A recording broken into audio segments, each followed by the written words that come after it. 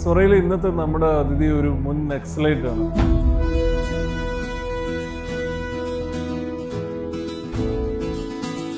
India മുഴുവൻ വിദ്യാർത്ഥികളും യുവജനങ്ങളും പ്രക്ഷോഭം നടത്തുന്ന കാലത്ത്, ലാത്തിയടി വാങ്ങുന്ന കാലത്ത് ചെറുപ്പത്തിൽ തന്നെ നക്സലിസത്തിലേക്ക് പോവുകയും അതിൻ്റെ ഭാഗമായി പോലീസ് അതിക്രമം നേരിടുകയും അതിൻ്റെ ഭാഗമായി ഒരു കൈ നഷ്ടപ്പെടുകയും ചെയ്തിട്ടുള്ള ഒരു മനുഷ്യൻ.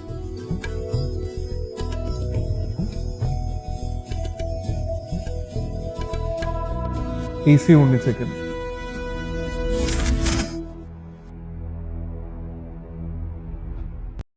നമുക്ക് ഈ കൈയുടെ കഥയെന്ന് തുടങ്ങാം. എങ്ങനെയാണ് ഒരു 20കളിൽ തൃശ്ശൂരിൽ ജനിച്ചു വളർന്ന ഒരു ചെറുപ്പക്കാരൻ ഈ പോലീസ് സ്റ്റേഷൻ ബോംബിടാനും അങ്ങനത്തെ വളരെ റാഡിക്കലായിട്ടുള്ളൊരു ചിന്താ പദ്ധതിയിലേക്ക് എത്തുന്നത്? ഞാൻ എൻ്റെ ചെറുപ്പം മുതലേ KSFിലൂടെ രാഷ്ട്രീയ പ്രവർത്തനം ആരംഭിച്ച സ്കൂൾ ഡേയ്സിൽ 8ാം ക്ലാസ്സിൽ പഠിക്കുന്ന സമയത്ത് KSFിൻ്റെ ആദ്യത്തെ യൂണിറ്റ് ഞാൻ ആളൂർ RMHS സ്കൂള്, തൃശ്ശൂർ ജില്ലയിലെ ആളൂർ എന്ന് പറയുന്ന ഒരു സ്ഥലത്ത് RMHS സ്കൂളിലാണ് പഠിച്ചിരുന്നത്. ആ സ്കൂളിൽ KSFിൻ്റെ യൂണിറ്റ് വരുന്ന സമയത്ത് അതിൻ്റെ പ്രവർത്തകനായിട്ടാണ് ചെറിയ തോതിൽ രാഷ്ട്രീയ വായന ചെറിയ പ്രായം മുതൽ എങ്ങനെയോ വന്നു ചേർന്നിട്ടുണ്ട്. അപ്പോൾ സ്വാഭാവികമായി അതിൻ്റെ പ്രവർത്തകനായിരുന്നു. പിന്നീട് SSLCയുടെ ആ ഒരു സമയത്താണ് നക്സൽബാരിയുടെ പ്രക്ഷോഭം ഉണ്ടാകുന്നത്. അപ്പോൾ CPIMനുള്ളിൽ വലിയ ഐഡിയോളജിക്കൽ സമരം നടക്കുന്നൊരു കാലമായിരുന്നു.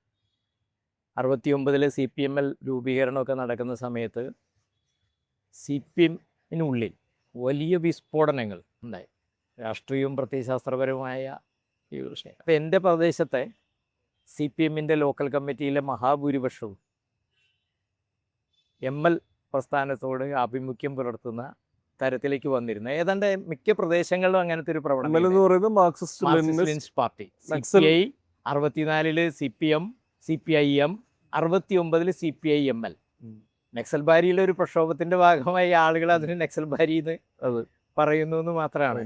CPML മൂന്നാമത്തെ കമ്മ്യൂണിസ്റ്റ് പാർട്ടി 69 ഏപ്രിൽ 22 ലെനിന്റെ ജന്മദിനത്തിലാണ് മൂന്നാമത്തെ കമ്മ്യൂണിസ്റ്റ് പാർട്ടി രൂപം കൊള്ളുന്നത്. എൻ്റെ പ്രദേശത്തുള്ള പ്രധാനപ്പെട്ട CPM പ്രവർത്തകർ അവർ ML പ്രസ്ഥാനവുമായിട്ട് ബന്ധപ്പെടുന്നു. അപ്പോൾ സ്വാഭാവികമായിട്ട് കുട്ടികളെന്നുള്ള നിലയ്ക്ക് ഞങ്ങളെയൊക്കെ തന്നെ അവർ, നമുക്ക് അപ്പോൾ വായനയും ഒരു ശീലം ഉണ്ടായിരുന്നു.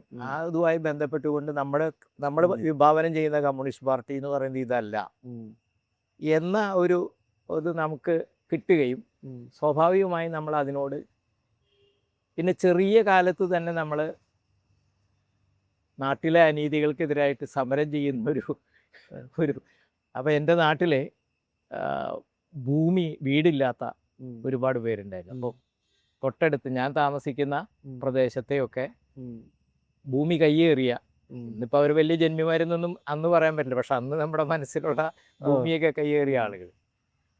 അപ്പം എൻ്റെ നേതൃത്വത്തിൽ അന്ന് ഒരു 32ഓളം വീട് ആളുകൾക്ക് ഒറ്റ രാത്രി കൊണ്ട് ആ പ്രദേശത്തുള്ള അനധികൃതമായി പുറമ്പോക്ക് ഭൂമി കൈവശം വെച്ചിരുന്ന ആളുകൾക്ക് അവരുടെ ഭൂമിയിൽ ഞങ്ങൾ വീട് വെച്ചു കൊടുത്തുകൊണ്ടാണ് എൻ്റെ രാഷ്ട്രീയ പ്രവർത്തനം ആരംഭിക്കുന്നത്. അത് ശരി. അപ്പം അന്ന് ഒരു സ്ഥലം മാത്രം വന്നപ്പോൾ അത് സ്വന്തം ഞങ്ങളുടെയാണെന്ന് അവകാശപ്പെട്ടൊരു കേസ് വന്നു. പക്ഷെ ഞാൻ മൈനർ ആയതുകൊണ്ട് അന്ന് കേസിൽ പെട്ടിരുന്നില്ല. ഇതാണ് എൻ്റെ രാഷ്ട്രീയ ജീവിതത്തിലെ. എങ്ങനെയാ അവർക്ക് എത്തിച്ചു കൊടുക്കുക എന്ന് പറഞ്ഞാൽ? അതായത് നമുക്ക് ചുറ്റുപാടൊക്കെ ഉള്ള സ്ഥലം, വീടില്ലാത്ത ആളുകൾ നമുക്ക് അറിയായിരുന്നല്ലോ. അപ്പം ഞങ്ങൾ കുറച്ച് ഓലയും മുളയും ഒക്കെ സംഘടിപ്പിച്ച് എൻ്റെ നേരെ തൊട്ടപ്പുറത്ത് എന്നേക്കാളും ഒരു മൂത്ത, അത് രാഷ്ട്രീയമായിട്ട് ബന്ധമല്ല, പക്ഷെ ഞാൻ എൻ്റെ കൂടെ വരുന്നൊരു ഗോപാലേട്ടൻ എന്ന് പറഞ്ഞ ആൾ മരിച്ചുപോയി. അപ്പോൾ അയാളുടെ സഹായത്തോടു കൂടി ഞങ്ങൾ രാത്രി കുറേ മുളയും ഓലയൊക്കെ സംഘടിപ്പിച്ചിട്ട് വീടില്ലാത്ത ആളുകൾക്ക് നമുക്ക് അറിയായിരുന്നു ചുറ്റുപാടുള്ള, അവരെ വെച്ചിട്ട് പെട്ടെന്ന് ഒരു സ്ട്രക്ചർ ഉണ്ടാക്കിയിട്ട് അടുപ്പൊക്കെ കൂട്ടിയിട്ട് നേരം വെളുക്കുമ്പോഴേക്കും എന്താ വെച്ചാൽ 32 വീടുകൾ ആ പ്രദേശത്ത് വന്നു. അപ്പം അതിൽ വിചിത്രമായ സംഭവം, അതിലിപ്പോൾ 2 വീട് മാത്രമേ അവിടെ ഉള്ളൂ. ബാക്കിയുള്ള ഒരു ഇരിങ്ങാലക്കുട റെയിൽവേ സ്റ്റേഷന്റെ തൊട്ടടുത്താണ് ഈ പ്രദേശം. നല്ല വില കിട്ടുമ്പോൾ പല ആളുകളും പിന്നീട് അത് വിലയൊക്കെ കൊടുത്തിട്ട് അവർ പോയി. അതിൽ 2 വീട് ഇപ്പോഴും ഉണ്ട് അവിടെ. അപ്പോൾ എൻ്റെ രാഷ്ട്രീയ പ്രവർത്തനത്തിൻ്റെ ആദ്യത്തെ ചുവടുവെപ്പ് എന്ന് പറയുന്നത് ഈ ഭൂമി ഇങ്ങനെ പിടിച്ചെടുത്ത ആളുകൾക്ക് കൊടുത്തുകൊണ്ടാണ് നമ്മുടെ സമരം ആരംഭിക്കുന്നത്. രണ്ടാമത്തെ പ്രശ്നം 60-67 കാലം എന്ന് പറഞ്ഞാൽ ഭയങ്കര പട്ടിണിയുടെ കാലമാണ്. നമ്മളൊക്കെ ഈ പാതിര വരെയൊക്കെ തന്നെ റേഷൻ കിട്ടാൻ വേണ്ടി കോഴി റേഷൻ എന്നാണെന്ന് പറഞ്ഞിരുന്നു. അതിനു വേണ്ടി ക്യൂ നിൽക്കുന്ന ഒരു ഓർമ്മയുണ്ട്. ആ സമയത്ത് പൈസ കൊടുത്താൽ പോലും നെല്ലുള്ളവർ നാട്ടുകാർക്ക് തരില്ലായിരുന്നു. ഇത് വലിയ വില കൊടുക്കുമ്പോൾ പുറത്ത് കൊണ്ടുപോയത്. അപ്പോൾ ഈ ലോറി തടഞ്ഞിട്ട് വില കൊടുത്തിട്ട് നെല്ല് നാട്ടുകാർക്ക് വിതരണം ചെയ്യുന്നതായിരുന്നു എൻ്റെ രണ്ടാമത്തെ സമരം. മൂന്നാമത്തെ സമരം അന്നത്തെ എല്ലാ സ്ഥലങ്ങളിലും ഈ ഓല വീടുകളായിരുന്നു. ഓടൊക്കെ അന്ന് ഇല്ല, അപൂർവമാണ് ഓല വീട്. ഈ ഓല കിട്ടിയില്ലെങ്കിൽ വീട് മഴക്കാലം വീട് മേയണം. അപ്പോൾ ഈ ഓല ചെമ്മീൻ കെട്ടിന് വേണ്ടിയിട്ട് കൊടുത്താൽ പൈസ കൂടുതൽ കിട്ടും. അപ്പം തെങ്ങും പറമ്പുള്ള ആളുകൾ ഓല നാട്ടുകാർക്ക് കൊടുക്കുന്നില്ല. അപ്പം അത് തടഞ്ഞ് പൈസ കൊടുത്തിട്ട് തന്നെ, അനധികൃതമായിട്ടല്ല, നമ്മൾ നാട്ടുകാർക്ക് വിതരണം ചെയ്തു. അതെൻ്റെ സ്കൂൾ കാലത്ത് ഞാൻ നടത്തിയ 3 സമരങ്ങളാണിത്. ആ സമരങ്ങളൊക്കെ ആയിരിക്കും എന്നെ എന്ത് ചെയ്യാൻ പറ്റുന്ന ഈ ആളുകളെ സ്വാഭാവികമായിട്ട് ഈ വിട്ടുപോകുന്ന സഖാക്കളെ എന്നെ ബന്ധപ്പെടുകയും പുസ്തക വായനയും കൂടി ഉണ്ടായതുകൊണ്ട് നമ്മൾ കമ്മ്യൂണിസം എന്ന് പറയുന്നത് ഈ പാർട്ടി അതിൽ നിന്ന് വ്യതിചലിച്ചു പോവുകയാണ്, ഒരു വിപ്ലവ പ്രസ്ഥാനത്തിൻ്റെ ഭാഗമാകണം എന്ന് പറയും. അപ്പം അങ്ങനെ വന്നു കഴിഞ്ഞപ്പോൾ എൻ്റെ അടുത്ത നാട് ക്രൈസ്റ്റ് കോളേജാണ് എനിക്ക്. അപ്പോൾ രാഷ്ട്രീയ പ്രബുദ്ധമായൊരു കോളേജ് കേരളവർമ്മ എന്നുള്ളത് കേട്ട് അച്ഛനോട് വാശി പിടിച്ചിട്ട് ഞാൻ ഈ കേരളവർമ്മ കോളേജിൽ വന്ന് ചേരുകയാണ്. പ്രീ ഡിഗ്രിക്ക് ചേരുമ്പോൾ പിന്നെ 70 SFI ആണ്. അപ്പം ഞങ്ങൾ അന്ന് നക്സൽ ബന്ധമൊക്കെ ഉള്ളപ്പോൾ തന്നെ ഞാനപ്പോൾ SFIയുടെ യൂണിറ്റ് ജോയിൻറ്റ് സെക്രട്ടറി ആയിരുന്നു. ജോയിൻറ്റ് സെക്രട്ടറി ആയ സമയത്ത് നമ്മൾ SFIയുടെ എക്സിക്യൂട്ടീവ് കമ്മിറ്റിയിലെ ഒരാൾ ഒഴിച്ച് ബാക്കി എല്ലാവരെയും ഒരു ML ധാരയിലേക്ക് നമ്മൾ കൊണ്ടുവന്നു, നക്സൽ ധാരയിലേക്ക് കൊണ്ടുവന്നിരുന്നു. അപ്പോൾ ആ സമയത്ത് ഞങ്ങൾ ഈ കോളേജ് വിട്ട് കഴിഞ്ഞാൽ തൃശ്ശൂർ തേക്കങ്കാട് മൈതാനിയിൽ ഈ ബിനി ടൂറിസ്റ്റ് ഹോമിൻ്റെ നേരെ ഓപ്പോസിറ്റ്. അപ്പോൾ കോളേജ് വിട്ട് കഴിഞ്ഞാൽ നമ്മൾ ഈ സഹാക്കൾ സുഹൃത്തുക്കൾ നഗരത്തിൽ കുറേ ആളുകൾ നമ്മളോട് താല്പര്യമുള്ളവരൊക്കെ വൈകുന്നേരങ്ങളിൽ ഞങ്ങൾ അവിടെ വന്ന് രാഷ്ട്രീയമൊക്കെ ചർച്ച ചെയ്യും. പക്ഷെ കുറച്ച് കഴിഞ്ഞപ്പോൾ കപ്പലണ്ടിയൊക്കെ തിന്നിട്ട് ചില ആളുകൾ അപ്പുറത്തിപ്പുറത്ത് ഇരിക്കുന്ന ആളുകളുണ്ടായിരുന്നു. അവർ ഈ സ്പെഷ്യൽ ബ്രാഞ്ച് പോലീസുകാരാന്ന് നമുക്കറിയില്ലായിരുന്നു. അവരന്നൊരു കള്ളക്കേസ് ഉണ്ടാക്കി. ധനലക്ഷ്മി ബാങ്ക് ആക്രമിക്കാൻ വേണ്ടിയിട്ടുള്ള ഗൂഢാലോചന ഇവിടെ നടക്കുന്നു എന്ന് പറഞ്ഞിട്ട് ഒരു കള്ളക്കേസ് ഉണ്ടാക്കി. ഞങ്ങൾ അതിനെക്കുറിച്ചൊന്നും ആലോചിച്ചിട്ട് പോലുമില്ല. അതിൻ്റെ ഭാഗമായി കേസ് വന്നു. അപ്പം ഞാൻ ആദ്യമായിട്ട് ഒളിവിൽ പോകുന്നത് ആ കേസിനെ എന്നെ അന്വേഷണമായിട്ട് ബന്ധപ്പെട്ടാണ് ഞാൻ കോളേജിൻ്റെ സമയത്ത് തന്നെ പോകണം. അപ്പോൾ അതിൽ വലിയ അട്രോസിറ്റീസ് ഉണ്ടായി. എൻ്റെ അടുത്ത് ഒരു ചന്ദ്രൻ എന്ന് പറയുന്ന ഞങ്ങളുടെ ഒരു സഖാവ് ആത്മഹത്യ ചെയ്തു എൻ്റെ ഭാഗമായി പോലീസുകാരെ. കുറച്ച് കഴിഞ്ഞപ്പോഴേക്കും എന്നെ ഞാനതിലില്ല എന്നറിയാം. സ്വാഭാവികമായിട്ട് നമ്മളെയൊക്കെ വിട്ടുപോകുന്നിരുന്നു. പിന്നെ അന്ന് ഈ ഗാന്ധി പ്രതിമകൾ തകർക്കുന്ന ഒരു പരിപാടി ഉണ്ട്. ഞങ്ങളൊന്നും ചെയ്തിട്ടില്ല. അത് എൻ്റെ നാട്ടിൽ അഷ്ടമിച്ചിറ ഗാന്ധി സ്മാരക സ്കൂളിൻ്റെ ഫ്രണ്ടിൽ ഒരു ഗാന്ധി പ്രതിമ ഉണ്ടായി. ഈ ഒല്ലൂർ ഇപ്പോഴും ഇത് കാണാം. ഇത് രണ്ടും തകർത്തു. ആരാന്നറിയില്ല, ഞങ്ങൾക്ക് ഒരു ബന്ധമില്ല. പക്ഷെ അതും ഞങ്ങളുടെ പേരിൽ വന്നു. ഈ കേസും നമ്മളാണ് തകർത്തതെന്ന് പറയുന്ന ഒരു കേസ് വരികയും അതിൻ്റെ അന്വേഷണമൊക്കെ ആയിട്ട് ബന്ധപ്പെട്ട് നമുക്ക് ഒളിവിൽ പോകണ്ടേ. ഒളിവിൽ പോയി പിന്നെ കേസൊന്നും ഇല്ലാതെ വന്നു കഴിഞ്ഞപ്പോഴാണ് 72 സഖാവ് ചാരു മജുംദാരുടെ രക്തസാക്ഷിത്വം ഉണ്ടാവുന്നത്. ലോക്കപ്പിൽ വെച്ച സഖാവ് കൊല ചെയ്യപ്പെടും.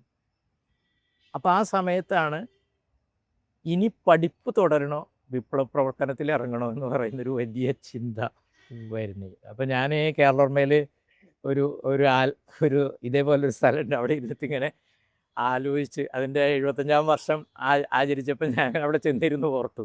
അപ്പോൾ അവിടെ വെച്ച് തീരുമാനിച്ചു നമുക്കിനി പഠിപ്പ് തുടരലല്ല, നമ്മളെ സംബന്ധിച്ചിടത്തോളം വിപ്ലവ പ്രവർത്തനമാണ്. അങ്ങനെ 72 മുതൽ ഞാനൊരു മുഴുവൻ സമയ വിപ്ലവ പ്രവർത്തകനാകാൻ തീരുമാനിച്ചു. അതിനെനിക്ക് വലിയ വില കൊടുക്കേണ്ടി വന്നു. അതായത് ഞാൻ നന്നായി പഠിച്ചിരുന്നൊരു കുട്ടിയായിരുന്നു. ഒരു കർഷക തൊഴിലാളി കുടുംബത്തിലാണ്. അച്ഛൻ ഒരു തെങ്ങേറ്റ തൊഴിലാളിയായിരുന്നു, അമ്മ കർഷക ജോലിയൊക്കെ ചെയ്തിരുന്ന ഒരു കുടുംബമാണ്.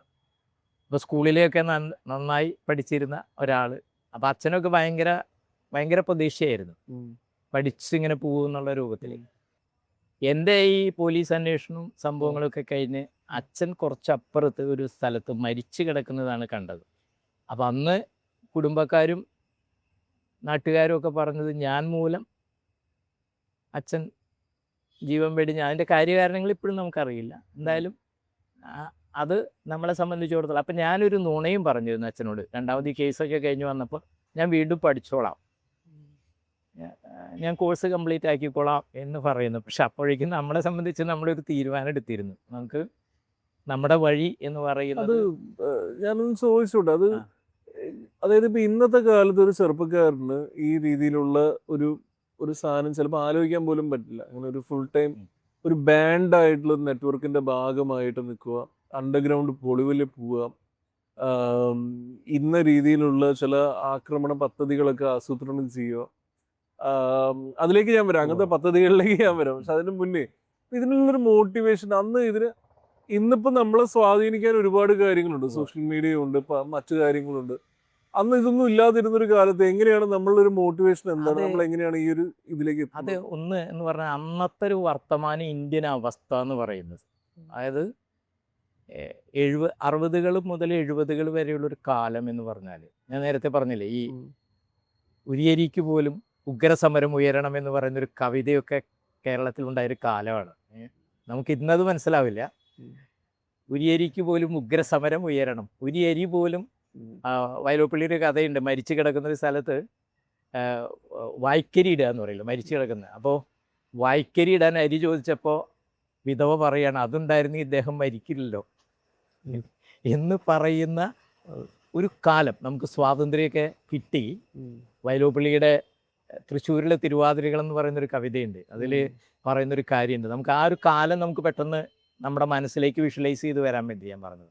ആ മട്ടു വില നൽകി നാം ആശിച്ചു പണിതാശിച്ചൊരു ക്ഷേമരാഷ്ട്രത്തിൻ പൂക്കളൊക്കെയും പുഴുക്കേടായിപ്പോയി എന്ന് പറയുന്ന ഒരു കാലം. നമുക്ക് സ്വാതന്ത്ര്യത്തെക്കുറിച്ചുള്ള വലിയ സ്വപ്നങ്ങൾ, ആ സ്വപ്നങ്ങൾ മുഴുവൻ തന്നെ വാടിക്കരിഞ്ഞു പോകുന്ന ഒരു 60-67 ഒക്കെ എത്തുമ്പോഴേക്കും വരുന്നൊരു 8 സംസ്ഥാനങ്ങളിൽ കോൺഗ്രസ് ഇതര മന്ത്രിസഭകൾ വരുന്നു. സ്വാതന്ത്ര്യം കിട്ടിയതിന് ശേഷം കോൺഗ്രസ്സാണ് ഇന്ത്യ മുഴുവൻ ഭരിച്ചത്. ആദ്യം 57 കേരളത്തിലെ മന്ത്രിസഭ വരുന്നു, 67 8 സംസ്ഥാനങ്ങൾ അധികാരത്തിൽ വരുന്നു. പട്ടിണി വലിയ തോതിൽ, തൊഴിലില്ലായ്മ രൂക്ഷമാകുന്നു. നേരത്തെ പറഞ്ഞ രൂപത്തിലേക്ക് ജാതിയൊക്കെ പോയി എന്ന് പറയുമ്പോൾ പോലും അതിൻ്റെ തിന്മകൾ, അതിൻ്റെ സംഭവങ്ങൾ മുഴുവൻ തന്നെ സാമൂഹ്യമായി പോലും അതിൻ്റേതായ അവഹേളനങ്ങൾ. കോളേജിലൊക്കെ പഠിക്കുമ്പോൾ നീയൊക്കെ വലിയ കളക്ടറാവാൻ പോവല്ലേ എന്നൊക്കെ ചോദിക്കുന്ന രൂപത്തിലുള്ള പരിഹാസങ്ങൾ. പിന്നെ പുസ്തക വായന, ഈ രാഷ്ട്രീയ ബന്ധങ്ങളും. അപ്പം നമുക്ക് നമ്മളെ സംബന്ധിച്ചിടത്തോളം ഈ സ്വാതന്ത്ര്യത്തിൻ്റെ സ്വപ്നങ്ങൾ സാക്ഷാത്കരിക്കണമെങ്കിൽ സമരമല്ലാതെ വഴിയില്ല എന്ന് പറയുന്ന പാർട്ടി ക്ലാസ്സുകളും വായനയും നമ്മുടെ തന്നെ ബോധ്യങ്ങളുമാണ് നമ്മളെന്ത് ഈ അഗ്നിയിലേക്ക് കാലെടുത്ത് നടക്കാനുള്ള ഒരു പ്രേരണയൊക്കെ വന്നത്. അത് നമ്മുടെ മാത്രം പ്രശ്നമല്ല, സ്വാതന്ത്ര്യ സമര കാലഘട്ടത്തിൽ ഒക്കെ തന്നെ നമ്മൾ കാണുന്നത് അതാണ്. അതായത് അവനവൻ്റെ ഭാവിയെ ഒന്നുമല്ല, രാജ്യത്തിൻ്റെയും ജനങ്ങളുടെയും താല്പര്യമാണ് പ്രഥമം എന്ന് പറയുന്നൊരു തലമുറയാണല്ലോ നമുക്ക് സ്വാതന്ത്ര്യം നേടിത്തന്നത്. ആ വഴിയിൽ നമ്മൾ പിന്നീട് എത്തുന്നത് വളരെ വളരെ റാഡിക്കലായ ഒരു ചിന്താ പദ്ധതിയിലാണ്. അതായത് ഇന്നത്തെ കാലത്ത് അത് ഒരുപക്ഷെ അത്രയും ആൾക്കാർക്ക് ചിലപ്പം, പല ചെറുപ്പക്കാർക്ക് ചിലപ്പോൾ അറിയണ്ടാവില്ല. ഇന്ന് ആലോചിക്കുമ്പോൾ അതൊരു ഭയങ്കര, അതായത് അടിയന്തരാവസ്ഥ കാലത്ത് നടത്തിയിട്ടുള്ള നക്സലിസത്തിന്റെ ഭാഗമായിട്ട് നടത്തിയിട്ടുള്ള ചില ആക്ഷൻ പ്ലാനുകൾ, സോക്കോൾഡ് ആക്ഷൻ പ്ലാനുകൾ, പോലീസ് സ്റ്റേഷൻ ബോംബിടുക, ജനകീയ വിചാരണ നടത്തി ചില ആൾക്കാരെ കൊന്നു കളയുക, കുത്തക മുതലാളിമാരെന്ന് നിങ്ങൾക്ക് തോന്നുന്ന ചില ആൾക്കാരെ അങ്ങ് വധിച്ചു കളയുക, പൈസയ്ക്ക് വേണ്ടിയിട്ടുള്ള ആക്രമണം നടത്തുക. ഇതിനെ പറ്റിയിട്ടൊന്ന് പറയും. ഈ അന്നത്തെ കാലത്ത് നടന്നിട്ടുള്ള നക്സലൈറ്റുകളെ എന്ന് പറയുന്ന ആളുകളെ ആദ്യകാലത്ത്, ഇപ്പോൾ അത് കുറഞ്ഞിട്ടുണ്ട്, പൊതുവെ പറഞ്ഞ തലവെട്ടികൾ എന്നാണ്. അതായത് കോങ്ങാട് നാരായണൻകുട്ടി നായർ അതേപോലെയൊക്കെയുള്ള ചില ജന്മിമാരെ ഉന്മൂലനം ചെയ്തു. പക്ഷേ ML പ്രസ്ഥാനത്തിൻ്റെ ചരിത്രത്തിൽ ഇത്രയും വർഷം 50 വർഷത്തിലധികമുള്ള ചരിത്രത്തിൽ ആകെ 5-6 പേരെ CPML പ്രസ്ഥാനം കേരളത്തിൽ കൊന്നിട്ടുള്ളൂ. ദിനം പ്രതി ഇവിടെ ആളുകൾ കൊല ചെയ്യപ്പെടുന്നുണ്ട്. നമ്മൾ ആകെ ചെയ്ത ചില ആളുകൾ, നാരായണൻകുട്ടി നായർ എന്നൊക്കെ പറയുന്ന ഒരാൾ എന്ന് പറഞ്ഞാൽ, വിവാഹം കഴിച്ച ആദ്യത്തെ രാത്രി അയാൾക്ക്, പ്രായപൂർത്തി വന്ന പെൺകുട്ടികളുടെ അയാൾക്ക് ചോദ്യം ചെയ്യാൻ ആരുമില്ല, പോലീസില്ല, ഭരണകൂടമില്ല. അങ്ങനെ ഒരാളെ നക്സലൈറ്റുകൾ വന്നിട്ടുണ്ട്. വേറെ കേണിച്ചിറ 80 സമയത്ത് വരുന്നൊരു മടത്തിൽ മത്തൻ പൂത്തിനെ തലകൊണ്ട് ഇടിച്ചു കൊല്ലുന്ന ഒരാളാണ്. ഭാര്യയും ഭർത്താവും ഇങ്ങനെ പോകുന്ന സമയത്ത് പോലും പിടിച്ച് ബലാത്സംഗം ചെയ്യുന്ന തരത്തിലേക്ക് വന്ന. അപ്പം ഈ മനുഷ്യർക്കൊക്കെ നിയമവും പോലീസും അധികാരവും ഒക്കെ സംരക്ഷകരായി മാറുമ്പോൾ സ്വാഭാവികമായി ഇതിനെ, ഇപ്പോൾ സമൂഹത്തിൽ ഒരു തിന്മ കാണുമ്പോൾ അതിനെ ചോദ്യം ചെയ്തില്ലെങ്കിൽ നമ്മളും തിന്മയ്ക്കൊപ്പം നിൽക്കുന്നു എന്നാണ് അതിൻ്റെ അർത്ഥം. യഥാർത്ഥത്തിൽ നമ്മളതിന് ചോദ്യം ചെയ്തില്ലെങ്കിൽ നമ്മളും ആ തിന്മയ്ക്കൊപ്പം നിൽക്കുന്ന അതൊരു ആപ്തവാക്യമാണ് ഞാൻ പറയുന്നത്. അതിൻ്റെ ആ ഒരു നീതിബോധം സംബന്ധിച്ചിടത്തോളം ഞങ്ങളുടെയൊക്കെ മനസ്സിൽ മനുഷ്യൻ എന്ന് പറയുന്ന കയ്യും കാലുണ്ടായതുകൊണ്ട് മാത്രം മനുഷ്യനാവില്ല. അപ്പം അതിൽ ഈ അന്നൊരു അതിൻ്റെ ഭാഗമായിട്ട് അങ്ങനെ ഒരു നമ്മളൊരു ഒരാളെ കൊല്ലാൻ പോവുക, അതിൻ്റെ ഭാഗമാകുമ്പോൾ അതൊരു കേസാവുന്നു, പോലീസ് ആക്രമണം വരുന്നു, നമ്മളെ പിടിച്ച് ജയിലിലിടുന്നു, അങ്ങനത്തെ ചിന്തകളില്ല.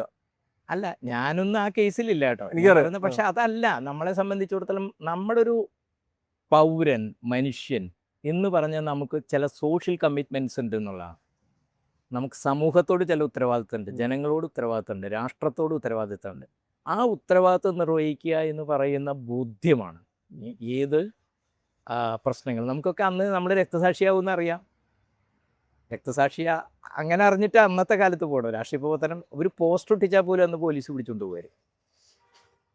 വെറുതെ നിങ്ങളൊരു പോസ്റ്റർ എഴുതി ഒട്ടിച്ചാൽ പോലും നിങ്ങളെ അറസ്റ്റ് ചെയ്ത് കൊണ്ടുപോകുന്ന ഒരു കാലമായിരുന്നു. അപ്പോൾ അതിനെതിരായിട്ട് നമുക്ക് പ്രതികരിക്കേണ്ടത് നമ്മുടെ ഉത്തരവാദിത്തമാണ്. ഭഗത് സിംഗും അതേപോലെയൊക്കെ എത്രയോ ആളുകൾ ആ സ്വപ്നം പൂവണിഞ്ഞിട്ടില്ല. അത് സാക്ഷാത്കരിക്കേണ്ട, അതിൻ്റെ തുടർച്ച ഉണ്ടാവേണ്ട കടമ ഞങ്ങളുടേതാണെന്ന് പറയുന്ന ബോധ്യമുണ്ടായിരുന്നു ഞങ്ങൾക്ക്. ആ ബോധ്യം ഇപ്പോഴും നിലച്ചിട്ടില്ല കേട്ടോ. നമ്മൾ എത്ര ചിരിച്ചുകൊണ്ട് അത് പറഞ്ഞാലും അതിന് വ്യക്തിപരമായിട്ട് വലിയൊരു വില കൊടുക്കേണ്ടി വന്നു. എനിക്ക് തോന്നുന്നു അത് ആ ഒരു വ്യക്തിപരമായിട്ട് വില കൊടുക്കേണ്ടി വരുന്ന ആ ഒരു സംഭവം തുടങ്ങുന്നത് ഈ മതിലകം പോലീസ് സ്റ്റേഷൻ ആക്രമണം, അതായത് അടിയന്തരാവസ്ഥ വന്നു കഴിഞ്ഞപ്പോൾ അന്നത്തെ CPML പ്രസ്ഥാനം കേരളത്തിൽ ഒരു തീരുമാനമെടുത്തി. അത് ഭയങ്കര പോലീസ് അട്രോസിറ്റീസ്. ഒരു പുസ്തകം വായിക്കുന്നവനെ ആരൊക്കെയുണ്ടോ അങ്ങനെയൊക്കെയുള്ള അന്ന് ഇന്നത്തെ രഹസ്യ പാർട്ടിയാണല്ലോ. ആരാണ് ML പാർട്ടി എന്നൊക്കെ, ഞങ്ങളൊക്കെ KSYF-ഉം KSF ഒക്കെയാണ്, SFI ഒക്കെയാണ് പുറത്തൊക്കെ നിൽക്കുന്നത്. രഹസ്യമാണ് രാഷ്ട്രീയ പ്രവർത്തനം. അപ്പോൾ അതുകൊണ്ട് ഇത് ആരാണെന്നൊന്നൊരു പിടിയില്ല. അപ്പോൾ ആളുകളെന്ന് വെച്ചാൽ എൻ്റെ നാട്ടിൽ വളരെ കേരളത്തിൽ നമ്പർ 1 ലൈബ്രറി ഉണ്ടായിരുന്നു, കുഴിക്കാട്ടുശ്ശേരി ഗ്രാമീണ വായനശാല. അത് ഒരു കാലത്ത് അത് മാതൃഭൂമിയിലൊക്കെ അതിനെക്കുറിച്ച് ഫീച്ചറൊക്കെ വന്നിരുന്നതാണ്. എല്ലാ സാംസ്കാരിക പ്രവർത്തനങ്ങളും കേരളത്തിൽ ഉള്ള മുഴുവൻ സാംസ്കാരിക പ്രവർത്തകരും വന്നിരുന്നൊരു സ്ഥലമായിരുന്നു. അപ്പോൾ അങ്ങനെയൊക്കെയുള്ള ഒരു പ്രദേശങ്ങളിൽ ആരാണ് പുസ്തകം കൂടുതൽ വായിക്കുക, ഇതൊക്കെ വെച്ചിട്ടാണ് അന്വേഷണം നടക്കുക. പെൺകുട്ടികളെ കളിയാക്കാത്തവരാരാണ്, പുസ്തകം വായിക്കുന്നവർ, രഹസ്യ പോലീസുകാരുടെ അന്വേഷണം അങ്ങനെ നടക്കുന്നൊരു സമയമാണ്. അപ്പോൾ അന്ന് പാർട്ടി ഞാനന്ന് സംസ്ഥാന കമ്മിറ്റിയിലൊന്നുമില്ല, പാർട്ടി സംസ്ഥാന കമ്മിറ്റി ഈ വെള്ള ഭീകരത, ഞങ്ങളുടെ ഭാഷയിൽ പറഞ്ഞ വെള്ള ഭീകരതയ്ക്കെതിരെ, വെള്ള ഭീകരത സർക്കാർ വൈറ്റ് ടെറർ, സർക്കാർ കെട്ടഴിച്ചു വിടുന്ന ഭീകരത, ആ ഭീകരതയും നമുക്ക് റെഡ് ടെററിസം കൊണ്ട് മറികടക്കാം, ചുമപ്പ് ഭീകരത കൊണ്ട് നമ്മുടെ ഒരു അതിൻ്റെ ഭാഗമായിട്ടാണ് പോലീസ് സ്റ്റേഷൻ ആക്രമിക്കുക എന്ന് പറയുന്നൊരു തീരുമാനം എടുക്കുന്നത്. ഇപ്പോൾ കായന police station, Mathilakam police station 2 attempt പരാജയപ്പെട്ടു പോയി. അതായത് ഈ ടെലഫോൺ കമ്പി ഉണ്ടല്ലോ, കമ്പി കൂട്ടി കെട്ടുന്നതിൻ്റെ ഭാഗമായിട്ട് അതിൻ്റെ ഇടയ്ക്ക് ഒരു സഖാവിനെ സംശയിച്ച ഒരാൾ, അശോകൻ എന്ന് പറയും, അയാൾ മരിച്ചുപോയി.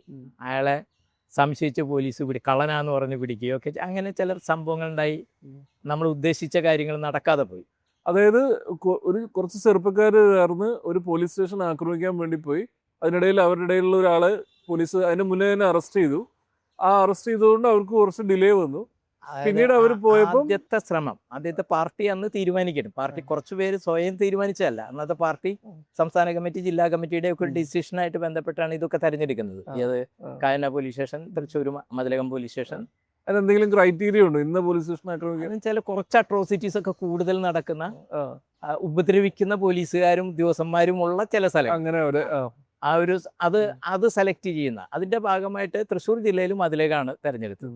ആ മതിലകം പോലീസ് സ്റ്റേഷനിൽ ഒരു സ്ക്വാഡ് ഉണ്ടായിരുന്നു. ഒരു നാരായണൻ എന്ന് പറയുന്ന ഒരു സഖാവ് മരിച്ചുപോയി, അദ്ദേഹമായിരുന്നു അതിൻ്റെ സ്ക്വാഡ് ലീഡർ. പ്രധാനമായിട്ട് കൊടുങ്ങല്ലൂരൊക്കെയുള്ള സഖാക്കളായിരുന്നു. അപ്പോൾ അതിൽ പറഞ്ഞ സമയം, മൊബൈലും അതുപോലെ ഒന്നും ഇല്ലല്ലോ, നമ്മുടെ ഒരു സമയമൊക്കെ പറഞ്ഞിട്ടാണല്ലോ വരും. അപ്പോൾ ഒരു സഖാവ് അല്പം നേരത്തെ വന്നു. അയാൾ ഒരു സ്ഥലത്ത് ഇങ്ങനെ നോക്കുന്ന സമയത്ത് രാത്രിയാണ്. രാത്രിയാവുമ്പോൾ ഇയാൾ എന്തിനാ ഇവിടെ വന്നത് എന്ന് ചോദിച്ചിട്ട് ആളുകൾ കള്ളനാന്ന് പറഞ്ഞ് പിടിച്ചിട്ട് അയാളൊരു നുണ പറഞ്ഞു, എന്നോട് ഒരാളിവിടെ വരാൻ പറഞ്ഞിട്ട് ഞാൻ വന്നതാന്ന് പറഞ്ഞു. പക്ഷേ പുള്ളിയുടെ കയ്യിൽ ഒരു കത്തി എന്തോ ഉണ്ടായിരുന്നു, സൈക്കിൾ ഉണ്ടായിരുന്നു, അയാൾ അനിയനും. അപ്പോൾ അതും കൂടി കൊണ്ടുവന്ന് കഴിഞ്ഞപ്പോഴാണ് ഈ പ്രശ്നം വന്നപ്പോൾ അത് ആദ്യത്തെ പ്രശ്നം അത് ഇങ്ങനെ പോയി. അപ്പോൾ രണ്ടാമതെന്ന് വെച്ചാൽ ഈ ടെലഫോൺ കമ്പി, ടെലഫോൺ ഇതുണ്ട്. അപ്പോൾ പോലീസുകാർ കൂടുതൽ കുറയുന്നൊരു സമയം നോക്കിയിട്ട് തോക്കെടുക്കുക എന്ന് പറയുന്നത് പ്രശ്നം കൂടിയാണ്. പോലീസുകാരെ കൊല്ലുക എന്നുള്ളതൊന്നല്ല, തോക്കെടുക്കുക എന്ന് പറയുന്നൊരു പരിപാടി കൂടിയായിരുന്നു. ആ സമയത്ത് ഈ ടെലിഫോൺ ഇത് ബെല്ലടിച്ച് ഇത് കെട്ടുന്നതിന് പകരം ഡിസ്കണക്ട് ആവുകയല്ല ചെയ്തത്. അപ്പൊ അതുമായി ബന്ധപ്പെട്ട് നോക്കിക്കഴിഞ്ഞപ്പോൾ വലിയ അന്വേഷണങ്ങൾ ഇതും കൂടി വന്നപ്പോൾ പോലീസ് സ്റ്റേഷൻ ആക്രമിക്കുക എന്ന് പറയുന്ന പ്രശ്നം വന്നതോട് കൂടിയിട്ട് പോലീസ് അലർട്ടായി, ഭരണകൂടം അലർട്ടായി, ഇത് വ്യാപകമായി. ഇടയ്ക്ക് ഞാനൊന്ന് പറഞ്ഞിട്ടുണ്ട്, അതായത് എനിക്ക് പലപ്പോഴും ഇതായിട്ട് തോന്നാറുണ്ട്, ക്യൂരിയസ് ആയിട്ട് തോന്നാറുണ്ട്. അതായത് പല ഇങ്ങനത്തെ വളരെ റാഡിക്കൽ ആയിട്ടുള്ള ആക്ഷൻ പ്ലാനുകൾ, വളരെ ഹീറോയിക് ആയിട്ടുള്ള ആക്ഷൻ പ്ലാനുകൾ നടക്കുമ്പോൾ ഇങ്ങനത്തെ വളരെ ചെറിയ ചില സംഭവങ്ങളെ കൊണ്ട് അത് ആകെ മൊത്തം തകർപ്പ്. തോപ്പിൽ ബാസിയുടെ ആത്മകഥയിൽ പറയുന്നു കുറേ ഇൻസിഡൻസ് ഇങ്ങനത്തെ ഇൻസിഡൻസ് ആണ്. ഭയങ്കര സീരിയസ് ആയിട്ട് ഒരു പോലീസ് സ്റ്റേഷൻ ആക്രമിക്കാൻ പോകുന്നു, ബോംബിടുന്നു, മഴ പെയ്യുന്നു, ഈ സാരവും ചുറ്റി പോകുന്നു. അല്ലെങ്കിൽ മഴ പെയ്യുമ്പോൾ ഒരു ഇറയത്ത് കയറി നിൽക്കുമ്പോൾ അപ്പുറത്ത് ആ ഇറയത്തിന്റെ അപ്പുറത്തെ സൈഡിൽ ഒരു പോലീസുകാരൻ ബീഡി വലിക്കാൻ വരുന്നത് ഇവര് പേടിച്ചു കൊടുത്തു. അതൊക്കെ ചരിത്രത്തിൽ അങ്ങനെ ഒരുപാട് വിഷയങ്ങൾ ഉണ്ടായിട്ടുണ്ട്. അപ്പൊ ഇത് കഴിഞ്ഞപ്പോ ഇതൊന്നും അന്നുണ്ടല്ലോ നമ്മളൊരു വലിയ അങ്ങനെയൊന്നും അല്ലല്ലോ നമ്മുടെ അന്നത്തെ ഒരു ഭരണകൂടത്തെ ചോരത്തിളപ്പ് മാത്രമല്ല, ഭരണകൂടം അത്രമാത്രം അട്രോസിറ്റീസാ പോലീസ് നടത്തിക്കൊണ്ടിരുന്നത്. ആരെ കിട്ടിയാലും ഭീകരമായ രൂപത്തിൽ. അപ്പൊ അതിന് ചലഞ്ച് ചെയ്യണം എന്ന് പറയുന്നൊരു അത് അപ്പൊ ഭരണകൂടത്തെ പോലീസുകാരോടുള്ള ഏതെങ്കിലും വിരോധത്തിന്റെ പ്രശ്നമൊന്നുമല്ല. പോലീസിൽ തോക്കെടുക്കുക എന്ന് പറയുന്ന സായുധ സമരം എന്ന് പറയുന്ന അന്നത്തെ ഒരു സംഭവം ഉണ്ടല്ലോ, അത് ഞാൻ പിന്നെ വരാതിൽ അത് എടുക്കുക എന്നൊക്കെ പറയുന്നൊരു പരിപാടിയുടെ ഭാഗമായി കൊണ്ടുവന്ന പ്രശ്നമാണ്. അത് പരാജയപ്പെട്ടതോടുകൂടിയിട്ട് പോലീസ് അലർട്ടായി, വ്യാപകമായ അന്വേഷണമായി. ആ അന്വേഷണത്തിന്റെ ഭാഗമായി മുഹമ്മദ് അലി പിടിക്കപ്പെടുന്നു. മുഹമ്മദ് അലി ഭയങ്കര ധീരമായി ചെറുത്തു നിൽക്കുന്നു. പക്ഷേ പോലീസിന്റെ അന്നത്തെ നമുക്ക് ചിന്തിക്കാൻ പോലും പറ്റാത്ത തരത്തിലുള്ള ഈ ജയറാം പടിക്കൽ പുതുതായി ഇൻട്രൊഡ്യൂസ് ചെയ്ത ഒന്നായിരുന്നു ഈ ഉരുട്ടല്. ആ ഉരുട്ടല് നിങ്ങളെ എത്രമാത്രം മർദ്ദിച്ചാലും നിങ്ങൾക്ക് അല്പം ആത്മബലം ഉണ്ടെങ്കിൽ പിടിച്ചു നിൽക്കാം. എത്ര ക്രൂരമായ മർദ്ദനാണെങ്കിലും കുറച്ച് കഴിയുമ്പോഴേക്കും നമ്മുടെ ശരീരം എന്താവും, അത് പിന്നെ നമ്മളെ ബാധിക്കില്ല. നേരെ മറിച്ച് ഈ സാധനം എങ്ങനെയല്ല, ഉരുട്ടൽ എന്ന് പറഞ്ഞാൽ രണ്ടാമത്തെ പ്രാവശ്യം വരുമ്പോഴേക്കും തൊലിയൊക്കെ ഉരിഞ്ഞു പോയിട്ടുണ്ടാവും. അപ്പൊ ഈച്ച വന്നിരുന്നാൽ നമുക്ക് വേദന എടുക്കുന്ന അതൊന്നും പറയൂ. അതായത് ഇത് പലതും ഇപ്പം ആൾക്കാരുടെ വിസ്മൃതിയിലേക്ക് പോയിട്ടുണ്ട്. ആൾക്കാർ ചിലപ്പോൾ ഓർമ്മിക്കുന്നുണ്ട്. പല രീതിയിലുള്ള ഭയങ്കര വയലന്റ് ആയിട്ടുള്ള പോലീസ് ടാക്ടിക്സ് അന്നുണ്ടായിരുന്നു. ഈ ഗരുഡൻ തൂക്കം, വിമാനം പറപ്പിക്കൽ, ക്ലിപ്പിങ്, പമ്പാവാസൻ, കാവടിയാട്ടം, പമ്പാവാസൻ. ഇതൊന്നും പറയും. ഇത് എന്തൊക്കെയാണ് ഇതിന്റെ അർത്ഥങ്ങൾ? ആൾക്കാർക്ക് ഒരുപക്ഷെ അറിയണ്ടാവില്ല. അതായത് പമ്പാവാസൻ എന്ന് പറഞ്ഞാൽ ചാക്കിൽ വലിയ കല്ലുകൾ നിറച്ച് കെട്ടിയിട്ടുണ്ടാവും. നമ്മളിങ്ങനെ കുനിച്ച് നിർത്തിട്ട് ഇത് ഇങ്ങനെ വലിച്ച് നമ്മുടെ ഈ നട്ടലില്ലേ ഇതിൻ്റെ ഭാഗത്തേക്ക് വലിച്ചിങ്ങനെ ഇടുക. അപ്പോൾ അതോടുകൂടി ഇപ്പോൾ ഏതാണ്ട് ആ മർദ്ദനേറ്റ എല്ലാ ആളുകൾക്കും നട്ടലിൻ്റെ ജീവിച്ചിരിക്കുന്നുണ്ടെങ്കിലും നമ്മുടെ ഈ സുഷുമന ഈ ഭാഗം ഉണ്ടല്ലോ വലിയ കല്ലുകളായിരിക്കും. അതിങ്ങനെ വലിച്ചങ്ങ് ഇടുമ്പോൾ എത്രയോ കിലോ ഭാരമായിരിക്കും നമ്മളെ ഇവിടെ വന്ന് അടിക്കുന്നത്. അതിനെയാണ് പമ്പാവാസൻ എന്ന് പറയുന്നത്. ഗരുഡൻ തൂക്കം, അതായത് കൈ ബാക്കിൽ കെട്ടിയിട്ടിട്ട് മുകളിലേക്ക് കയറി കൊണ്ട് വലിച്ച് തൂക്കിയിടുക. ഒരു 2 മിനിറ്റൊക്കെ നമ്മൾ കഴിയുമ്പോഴേക്കും നമ്മൾ വീണ്ടും ഇറക്കുക, വീണ്ടും ഉയർത്തുക. ഇതിനെയാണ് ഗരുഡൻ തൂക്കം എന്ന് പറയുന്നത്. പിന്നെ ഈ കാവടിയാട്ടം, കയ്യിലൊക്കെ ഒരു ഇതിങ്ങനെ വെച്ചിട്ട് മൊത്തം, പിന്നെ ചുമരിൽ അങ്ങോട്ടും ഇങ്ങോട്ടും ഇട്ട് അടിക്കുന്ന. ഉരുട്ടൽ എന്ന് പറയുന്നത് കൈയും കാലും ബെഞ്ചിൽ കെട്ടിയിട്ടിട്ട് വായയിൽ തുണി തിരികിയിട്ട് ഉലയ്ക്ക ഇവിടെ നിന്ന് മുതലിങ്ങനെ വെക്കും. എന്നിട്ട് വലിയ മല്ലന്മാരായ പോലീസുകാരിങ്ങനെ ചിലപ്പോൾ കയറി നിൽക്കും, അതിങ്ങനെ ഉരുട്ടുന്ന ഉരുട്ട് ഞങ്ങൾ തമാശ ഇപ്പോൾ പറയാം അവരോഹണത്തിലായിരിക്കും. ഈ കരയാൻ പറ്റില്ല, വായൽ മുഴുവൻ തുണിയായിരിക്കും പുറത്ത് വരാം. അവരോഹണം പോലെ അപ്പോൾ ഈ ഒരു ഉരുട്ടിൽ കഴിയുമ്പോഴേക്കും നമ്മുടെ ഈ മാംസം വിട്ടുണ്ടാവും, തൊടയിൽ മാംസം വിട്ടും. രണ്ടാമത് അത് വരുമ്പോഴേക്കും എന്താണെന്ന് വെച്ചിട്ടുണ്ടെങ്കിൽ വല്ലാത്ത സംഭവങ്ങളായിരിക്കും. അതാണ് ഈച്ച വന്നിരുന്നാൽ. എനിക്ക് പൊതുവെ കുറഞ്ഞ മർദ്ദനം കിട്ടിയ ഒരാളാണ് കേട്ടോ. എന്നെ അറസ്റ്റ് ചെയ്യപ്പെടുന്നത് എമർജൻസി ഡിക്ലെയർ ചെയ്തിട്ട് അവസാന ഘട്ടത്തിലാണ്. ഉരുട്ടൽ പോലെയൊക്കെയുള്ള കുറേ കാര്യങ്ങൾ കിട്ടിയത് ഒഴിച്ചു കഴിഞ്ഞാൽ എനിക്ക് മുൻപേ അറസ്റ്റ് ചെയ്യപ്പെട്ട സഹാക്കൾക്ക് കിട്ടിയിട്ടുള്ള അത്രയും മർദ്ദനം എനിക്ക് കിട്ടിയിട്ടില്ല. കാരണം ഏറ്റവും അവസാന സമയത്താണ് എന്നെ 76 ജനുവരിയിൽ എന്നെ അറസ്റ്റ് ചെയ്യപ്പെടുന്നത്. 6 മാസം അപ്പോഴേക്കും അടിയുന്നത്. അതൊന്ന് പറയൂ. നമ്മൾ നേരത്തെ പറഞ്ഞ് നിർത്തിയത് അതായിരുന്നു. അതിലേക്കും പോലീസ് സ്റ്റേഷൻ ആക്രമണം പാളിപ്പോയി. അതിന്റെ ഭാഗമായി പോലീസ് ഒരുപാട് പേര് അറസ്റ്റ് കൊണ്ടുവന്നു. അപ്പോൾ ആ സമയത്ത് പാർട്ടി സംസ്ഥാന അതിൽ ഉണ്ടായിരുന്ന നടേശൻ എന്ന് പറയുന്ന ഒരാളായിരുന്നു, സഖാവായിരുന്നു, ഞങ്ങളുടെ തൃശ്ശൂർ ജില്ലയുടെ ചാർജ് ഉണ്ടായിരുന്നത്. അപ്പോൾ ആ സഖാവ് ഒരു അവശേഷിക്കുന്ന സഖാക്കളെ വെച്ചിട്ടൊരു ജില്ലാ കമ്മിറ്റി കോൺസ്റ്റിറ്റ്യൂട്ട് ചെയ്തു. അപ്പോഴാണ് ഞാൻ പാർട്ടി ജില്ലാ കമ്മിറ്റിയിൽ അടിയന്തരാവസ്ഥയുടെ സമയത്താണ് വരിക. ഈ പഴയ ജില്ലാ കമ്മിറ്റി സഖാക്കൾ മുഴുവൻ അറസ്റ്റ് ചെയ്യപ്പെട്ടപ്പം പുതുതായൊരു കമ്മിറ്റി ഉണ്ടായി. പുതുതായൊരു കമ്മിറ്റി ഉണ്ടാക്കി കഴിഞ്ഞപ്പോൾ ഞങ്ങൾ എന്ത് ചെയ്യുന്നത് വെച്ചിട്ടുണ്ടെങ്കിൽ, ഞങ്ങൾക്കിതിൽ എന്തെങ്കിലും ചെയ്യണമല്ലോ. ഇതിലെന്തെങ്കിലും ഒരു, അപ്പോൾ ഇന്നൊക്കെ ഓർത്ത് കഴിഞ്ഞാൽ അത് എന്തൊരു വലിയ മണ്ടത്തരാന്നൊക്കെ തോന്നും. കാരണം എൻ്റെ നാട്ടിൽ ഒരു ഉത്സവത്തിന് ഞങ്ങൾ ഈ പൊരി ഉണ്ടല്ലോ, പൊരി ഉത്സവപ്പറമ്പിൽ വിൽക്കുന്ന പൊരി, ആ പൊരി ഒക്കെ വാങ്ങിച്ച് അതിൽ ബോംബിട്ടിട്ട് ഞങ്ങൾ പോലീസ് ഞങ്ങളുടെ ഒരു സഖാവിനെ, എൻ്റെ നാട്ടിലൊരു സഖാവിനെ 70-ൽ രക്തസാക്ഷിയായിരുന്നു, പരീത് എന്ന് പറയണം. അപ്പോൾ ഞങ്ങൾ വിചാരിച്ചു ഞങ്ങളുടെ വക എന്തെങ്കിലും പരിപാടി ചെയ്യാന്ന് പറഞ്ഞാൽ ഈ പരീതിനെ കൊന്ന ഒരു പോലീസ് മേധാവി ഉണ്ട് ഇവിടെ, അപ്പോൾ അയാളെ ലക്ഷ്യം വെച്ചിട്ട് നമുക്ക് എന്തെങ്കിലും ചെയ്യാം.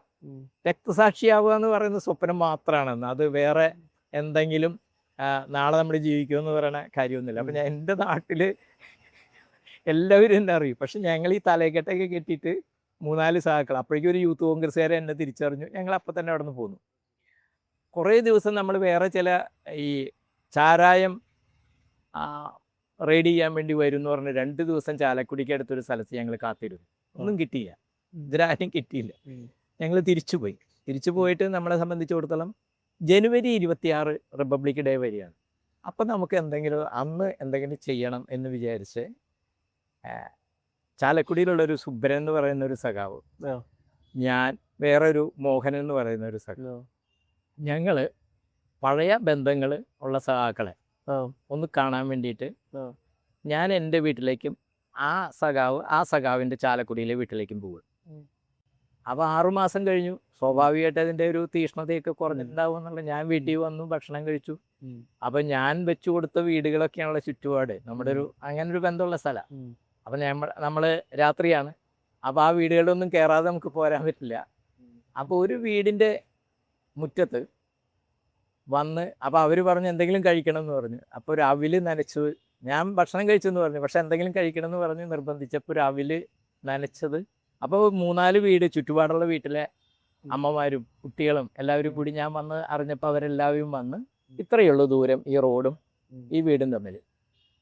അവിടെ ഇങ്ങനെ നിൽക്കുന്ന സമയത്താണ്, ഞങ്ങൾ പോകാൻ വേണ്ടിയിട്ട് മുറ്റത്ത് ഇറങ്ങി നിൽക്കുന്ന സമയത്താണ് പോലീസ് വാഹനങ്ങൾ വന്നിട്ട് നിൽക്കുന്നത്. പോലീസ് വാഹനം വന്നിട്ട് ഈ ഫ്രണ്ടിൽ നിൽക്കുക. അപ്പോൾ നമ്മുടെ കയ്യിൽ ബോംബൊക്കെ ഉണ്ടെങ്കിലും അന്നപ്പോൾ ഒന്നും ചെയ്യാൻ പറ്റില്ല. കാരണം എന്താ, നമുക്ക് ചുറ്റും നമ്മുടെ അമ്മമാരും കുട്ടികളൊക്കെയാണ്. അപ്പം ഞങ്ങൾ നേരെ ഇങ്ങനെ ഓടി.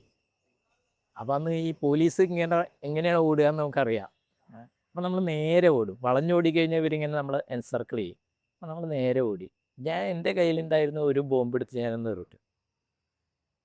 അത് കഴിഞ്ഞിട്ട് വീണ്ടും ഓടിയിട്ട് നോക്കിക്കഴിഞ്ഞപ്പോൾ മണ്ണ് ഇളകി കിടക്കുന്നുണ്ടായി. അതിൽ കാല് തട്ടി ഞാൻ ഇങ്ങനെ വീണു. അപ്പോൾ വീണിട്ട് ഞാൻ എത്ര നേരം കിടന്നു എന്ന് എനിക്ക് ഓർമ്മയില്ല. വീണ്ടും ബൂട്ടിൻ്റെ ശബ്ദം, മുകളിലേക്കുള്ള ഫയറിങ്ങിൻ്റെ ശബ്ദമൊക്കെ കേൾക്കുക. അപ്പോഴാണ് ഞാൻ കണ്ണ് തുറന്ന് നോക്കുമ്പോൾ ഇതും 5-6 കഷ്ണമാണ് എൻ്റെ ഈ കൈയൊക്കെ. അപ്പോൾ അവിടെ ഒരു വലിയ കനാലുണ്ട്. ആ കനാലിലേക്ക് അപ്പോൾ കിട്ടിയതിനെ കൊന്നുകളെന്ന് എനിക്ക് ഉറപ്പുള്ളതുകൊണ്ട് ഞാനെന്ത് ചെയ്തു, നേരെ ഈ കനാലിലേക്ക് എടുത്ത് ചാടി. അപ്പോൾ അത് റോഡിൻ്റെ ഉള്ളിലെ പാലാണ്. അതിൻ്റെ ഉള്ളിൽ ഞാൻ ഇരുന്നു. അതൊരു വലിയ ആഴമുള്ള ഒന്നായിരുന്നു. ചെങ്കല്ലിങ്ങനെ വെട്ടിയിറക്കില്ല. അപ്പോൾ ഒരു താഴെ കുറച്ച് വീതിയുള്ളൂ. അപ്പോൾ അതിലേക്ക് നാട്ടുകാരനായ ഒരാൾ അതിലേക്ക് ചാടില്ല. ചാടുക എന്ന് പറഞ്ഞാൽ തല പറ്റിച്ച് പോകും. അപ്പോൾ അതുകൊണ്ട് പോലീസ് ഇതിനുള്ളിൽ അവർ നോക്കില്ല. പോലീസ് കാരണം അത് നാട്ടുകാരതിലേക്ക് ചാടില്ല, അത് ആത്മഹത്യക്ക് തുല്യമായതാണ്. പക്ഷെ ആ വീടുകളിലുള്ള മുഴുവൻ അരിച്ചു പെറുക്കി ചെറിയ കുട്ടികൾ, ഒരു 13-14 വയസ്സുള്ള എൻ്റെ അനുജനടക്കമുള്ള ആ പ്രദേശത്തുള്ള മുഴുവൻ ആളുകളെ അറസ്റ്റ് ചെയ്യുന്നത്. ഇവിടെ അവർ നോക്കിയില്ല. ഞാൻ കുറേ കഴിഞ്ഞപ്പോൾ ഈ കനാല് ചെന്ന് അവസാനിക്കുന്നത് വയലിലേക്കാണ്. ആ വയലിലൂടെ ഞാൻ നടക്കുമ്പോൾ എൻ്റെ മനസ്സിൽ അപ്പോൾ ഉള്ളൊരു പ്രശ്നം, ഞാൻ ഈ നടേശൻ എന്ന് പറയുന്ന ഞങ്ങളുടെ സംസ്ഥാന കമ്മിറ്റി അംഗത്തിന് ഒരു വീട്ടിൽ കൊണ്ടാക്കിയിട്ടാണ് ഞങ്ങൾ പോകുന്നത്. അപ്പം ഞങ്ങളുടെ വരവ് മനസ്സിലാക്കിയിട്ട് പോലീസ് ഇവിടെ വന്നതായിരിക്കും എന്നാണ് ഞാൻ അപ്പോൾ ചിന്തിക്കുന്നത്. അല്ലാതെ ഇപ്പം ഞങ്ങൾ വന്നോടത്തേക്ക് വരേണ്ട കാര്യമില്ലല്ലോ. അപ്പോഴത്തെ ചിന്ത കാര്യം അതായിരുന്നില്ല, പിന്നീട് അത് മനസ്സിലായി. പക്ഷേ അപ്പം അതുകൊണ്ട് ആ സഖാവ് എന്നെ നമ്മൾ എത്തിച്ച വീട്ടിലെത്തുക എന്നുള്ളതായിരുന്നു എൻ്റെ മനസ്സിലുള്ള ഒരു പ്രശ്നം. അപ്പം നേരെ റോട്ടിൽ കൂടെ പോകാൻ പറ്റില്ല, ഈ വയലുകളിലൂടെയൊക്കെ പോയി. കുറേ നടന്നപ്പോൾ കുറേ പട്ടികൾ വന്ന് എന്നെ വളഞ്ഞു. അപ്പം ഞാൻ വിചാരിച്ചു എൻ്റെ, കാരണം ബ്ലഡ് ഇങ്ങനെ കാലിൽ മുറിവുണ്ടായിരുന്നു ഇവിടെ, അപ്പോൾ ബ്ലഡ് ഇങ്ങനെ പോവുകയാണ്, ഈ പട്ടികളെ കൊണ്ട് നമ്മുടെ പരിപാടി തീർന്നു എന്ന് വിചാരിച്ചു. പക്ഷെ പട്ടികൾ കുറച്ച് കഴിഞ്ഞ് പോവുക, ഞാനിങ്ങനെ നിശ്ചലായി നിൽക്കുകയായിരുന്നു. കുറേയും കൂടി പോയിട്ട് വെള്ളാങ്കല്ലൂരിൽ നിന്ന് അടുത്തൊരു അമ്പലമുണ്ട്, അവിടെ എത്തിക്കഴിഞ്ഞപ്പോൾ അതിൻ്റെ ബാക്കിൽ എത്തിക്കഴിഞ്ഞപ്പോൾ ഞാൻ തളർന്ന് അവിടെ വീണു. ഒരുപാട് കിലോമീറ്റർ നടന്നു, ഒരുപാട് കിലോമീറ്റർ നടന്നു. അപ്പം ഞാൻ അവിടെ തളർന്ന് അവിടെ വീണു. അപ്പം ഞാൻ വിചാരിച്ചു എൻ്റെ അന്ത്യം ഇവിടെയാണ്, ഞാൻ ഇതിനു വേണ്ടിയല്ലല്ലോ വന്നത്. ഞാൻ എന്ത് ചെയ്യുന്നു വെച്ചിട്ടുണ്ടെങ്കിൽ, അപ്പോൾ കുറച്ച് കഴിഞ്ഞപ്പോഴേക്കും എനിക്ക് വീണ്ടും ഒരു വിളി പോലെ, ഞാൻ ഇതിനല്ലല്ലോ ഇവിടം വരെ നടന്നു വന്നു, നമുക്ക് എത്തണം എന്ന് പറയുന്നു. ഞാൻ വീണ്ടും എഴുന്നേറ്റ് പോയി. കുറച്ചും കൂടി ചെന്നപ്പോൾ എനിക്ക് ദാഹം, ഭയങ്കര ദാഹം. അപ്പോൾ ഒരു സഖാവിൻ്റെ വീട്ടിൽ ഒക്കെ, ഈ പോണ സ്ഥലങ്ങളിലൊക്കെ നമ്മളെ അറിയുന്ന നമ്മുടെ സഖാക്കളുടെ വീടുകളൊക്കെ ഉണ്ട്. അവിടെ വേണമെങ്കിൽ എനിക്ക് പോയിട്ട് ഇത് തുണി കൊണ്ട് കെട്ടുക എന്തെങ്കിലുമൊക്കെ ചെയ്യായിരുന്നു. പക്ഷെ അന്ന് അത് ചിന്തിച്ചില്ല. കൈയുടെ അവസ്ഥ അറിയുന്നുണ്ടോ? അപ്പം ഇതിങ്ങനെ ചിതറി കിടക്കുകയാണല്ലോ ഇങ്ങനെ മൊത്തം. അപ്പം ബ്ലഡ് ഇങ്ങനെ പോകുന്നുണ്ടല്ലോ. അപ്പം നമ്മുടെ മനസ്സിൽ അപ്പോൾ ഒരു ഇതല്ല, അവിടെ എത്തണം എന്നുള്ളതാണ്. ഞാൻ അവിടെ ചെന്നപ്പോൾ ഒരു കല്ലംകുന്ന് എന്ന് പറയുന്നൊരു സ്ഥലമുണ്ട്, അവിടെ ചെന്ന് വെള്ളം കുടിക്കാതെ എനിക്ക് നീങ്ങാൻ പറ്റില്ല എന്ന് കണ്ടപ്പോൾ ഞാൻ ആ വീട്ടിൽ ചെന്നിട്ട് വിളിച്ചു, വെള്ളം വേണമെന്ന് പറഞ്ഞു. ഞാൻ ഈ കൈയാണ്, ഇത് അത്ര എനിക്ക് ഇത് വരുന്നില്ല, മനസ്സിലായില്ലേ? ഈ കൈ ഞാനിങ്ങനെ ബാക്കിൽ വെച്ചത് അവരെ കാണിക്കണ്ടെന്ന് വിചാരിച്ചു. അപ്പോഴത്തെ ഒരു വെള്ളം, അവിടുത്തെ ഒരു ചേച്ചി വെള്ളം കൊണ്ടുവന്നപ്പോൾ അറിയാതെ ഞാൻ ഈ കൈ കൊണ്ട്, ഫാൻറ്റം ഫിനോമിന എന്ന് പറയുന്ന ഒരു സാധനം ഉണ്ടല്ലോ, ഫാൻറ്റം ഫീലിംഗ്, നമ്മുടെ കൈ ഇങ്ങനെ കൈ അങ്ങ് നീട്ടിയപ്പോൾ അവരുടെ മുഖത്തേക്ക് ചോരയെ തെറിച്ചു. അതൊരു തല ചുറ്റി വീണു. ഞാൻ വെള്ളം പിടിച്ചില്ല, ഞാൻ പറഞ്ഞ് ഈ ബ്ലഡൊക്കെ ഒന്ന് ഇവിടുന്ന് ഉടച്ചു കളഞ്ഞു എന്ന് പറഞ്ഞിട്ട് ഞാൻ നേരെ ഞാൻ ഉദ്ദേശിച്ച വീട്ടിലേക്ക് ചെന്നു. പക്ഷെ അവിടെ ചെന്നപ്പോഴേക്കും ആ സഖാവ് അവിടെ നിന്ന് പോയിരുന്നു. അപ്പം ഞാൻ അവിടെ ഇങ്ങനെ കിടന്നു കഴിഞ്ഞപ്പോൾ കുറച്ച് നേരം വെളുത്തപ്പോഴേക്കും, ഇതൊരു രാത്രി 76 ജനുവരി 23 അപ്പോൾ രാത്രി 1 മണിയൊക്കെ കഴിഞ്ഞ് നേരെ, അപ്പോൾ ഒരു പുതപ്പ് ഇങ്ങനെ എടുത്തിട്ട്, അപ്പോൾ കുറച്ച് ബോംബ് ഞാനൊരു സ്ഥലത്ത് കുഴിച്ചിട്ടുണ്ടായിരുന്നു. സഖാക്കളോട് പറഞ്ഞ് അത് അവിടെ നിന്ന് മാറ്റിക്കോ എന്നിങ്ങനെ പറഞ്ഞു. അപ്പം ഞാനിങ്ങനെ കിടക്കുകയാണ്. നേരം വെളുത്ത് കഴിഞ്ഞപ്പോൾ ഛർദ്ദിച്ചു. അപ്പം തൊട്ടടുത്ത വീട്ടിൽ ഒരു അമ്മൂമ്മ ഉണ്ടായിരുന്നു.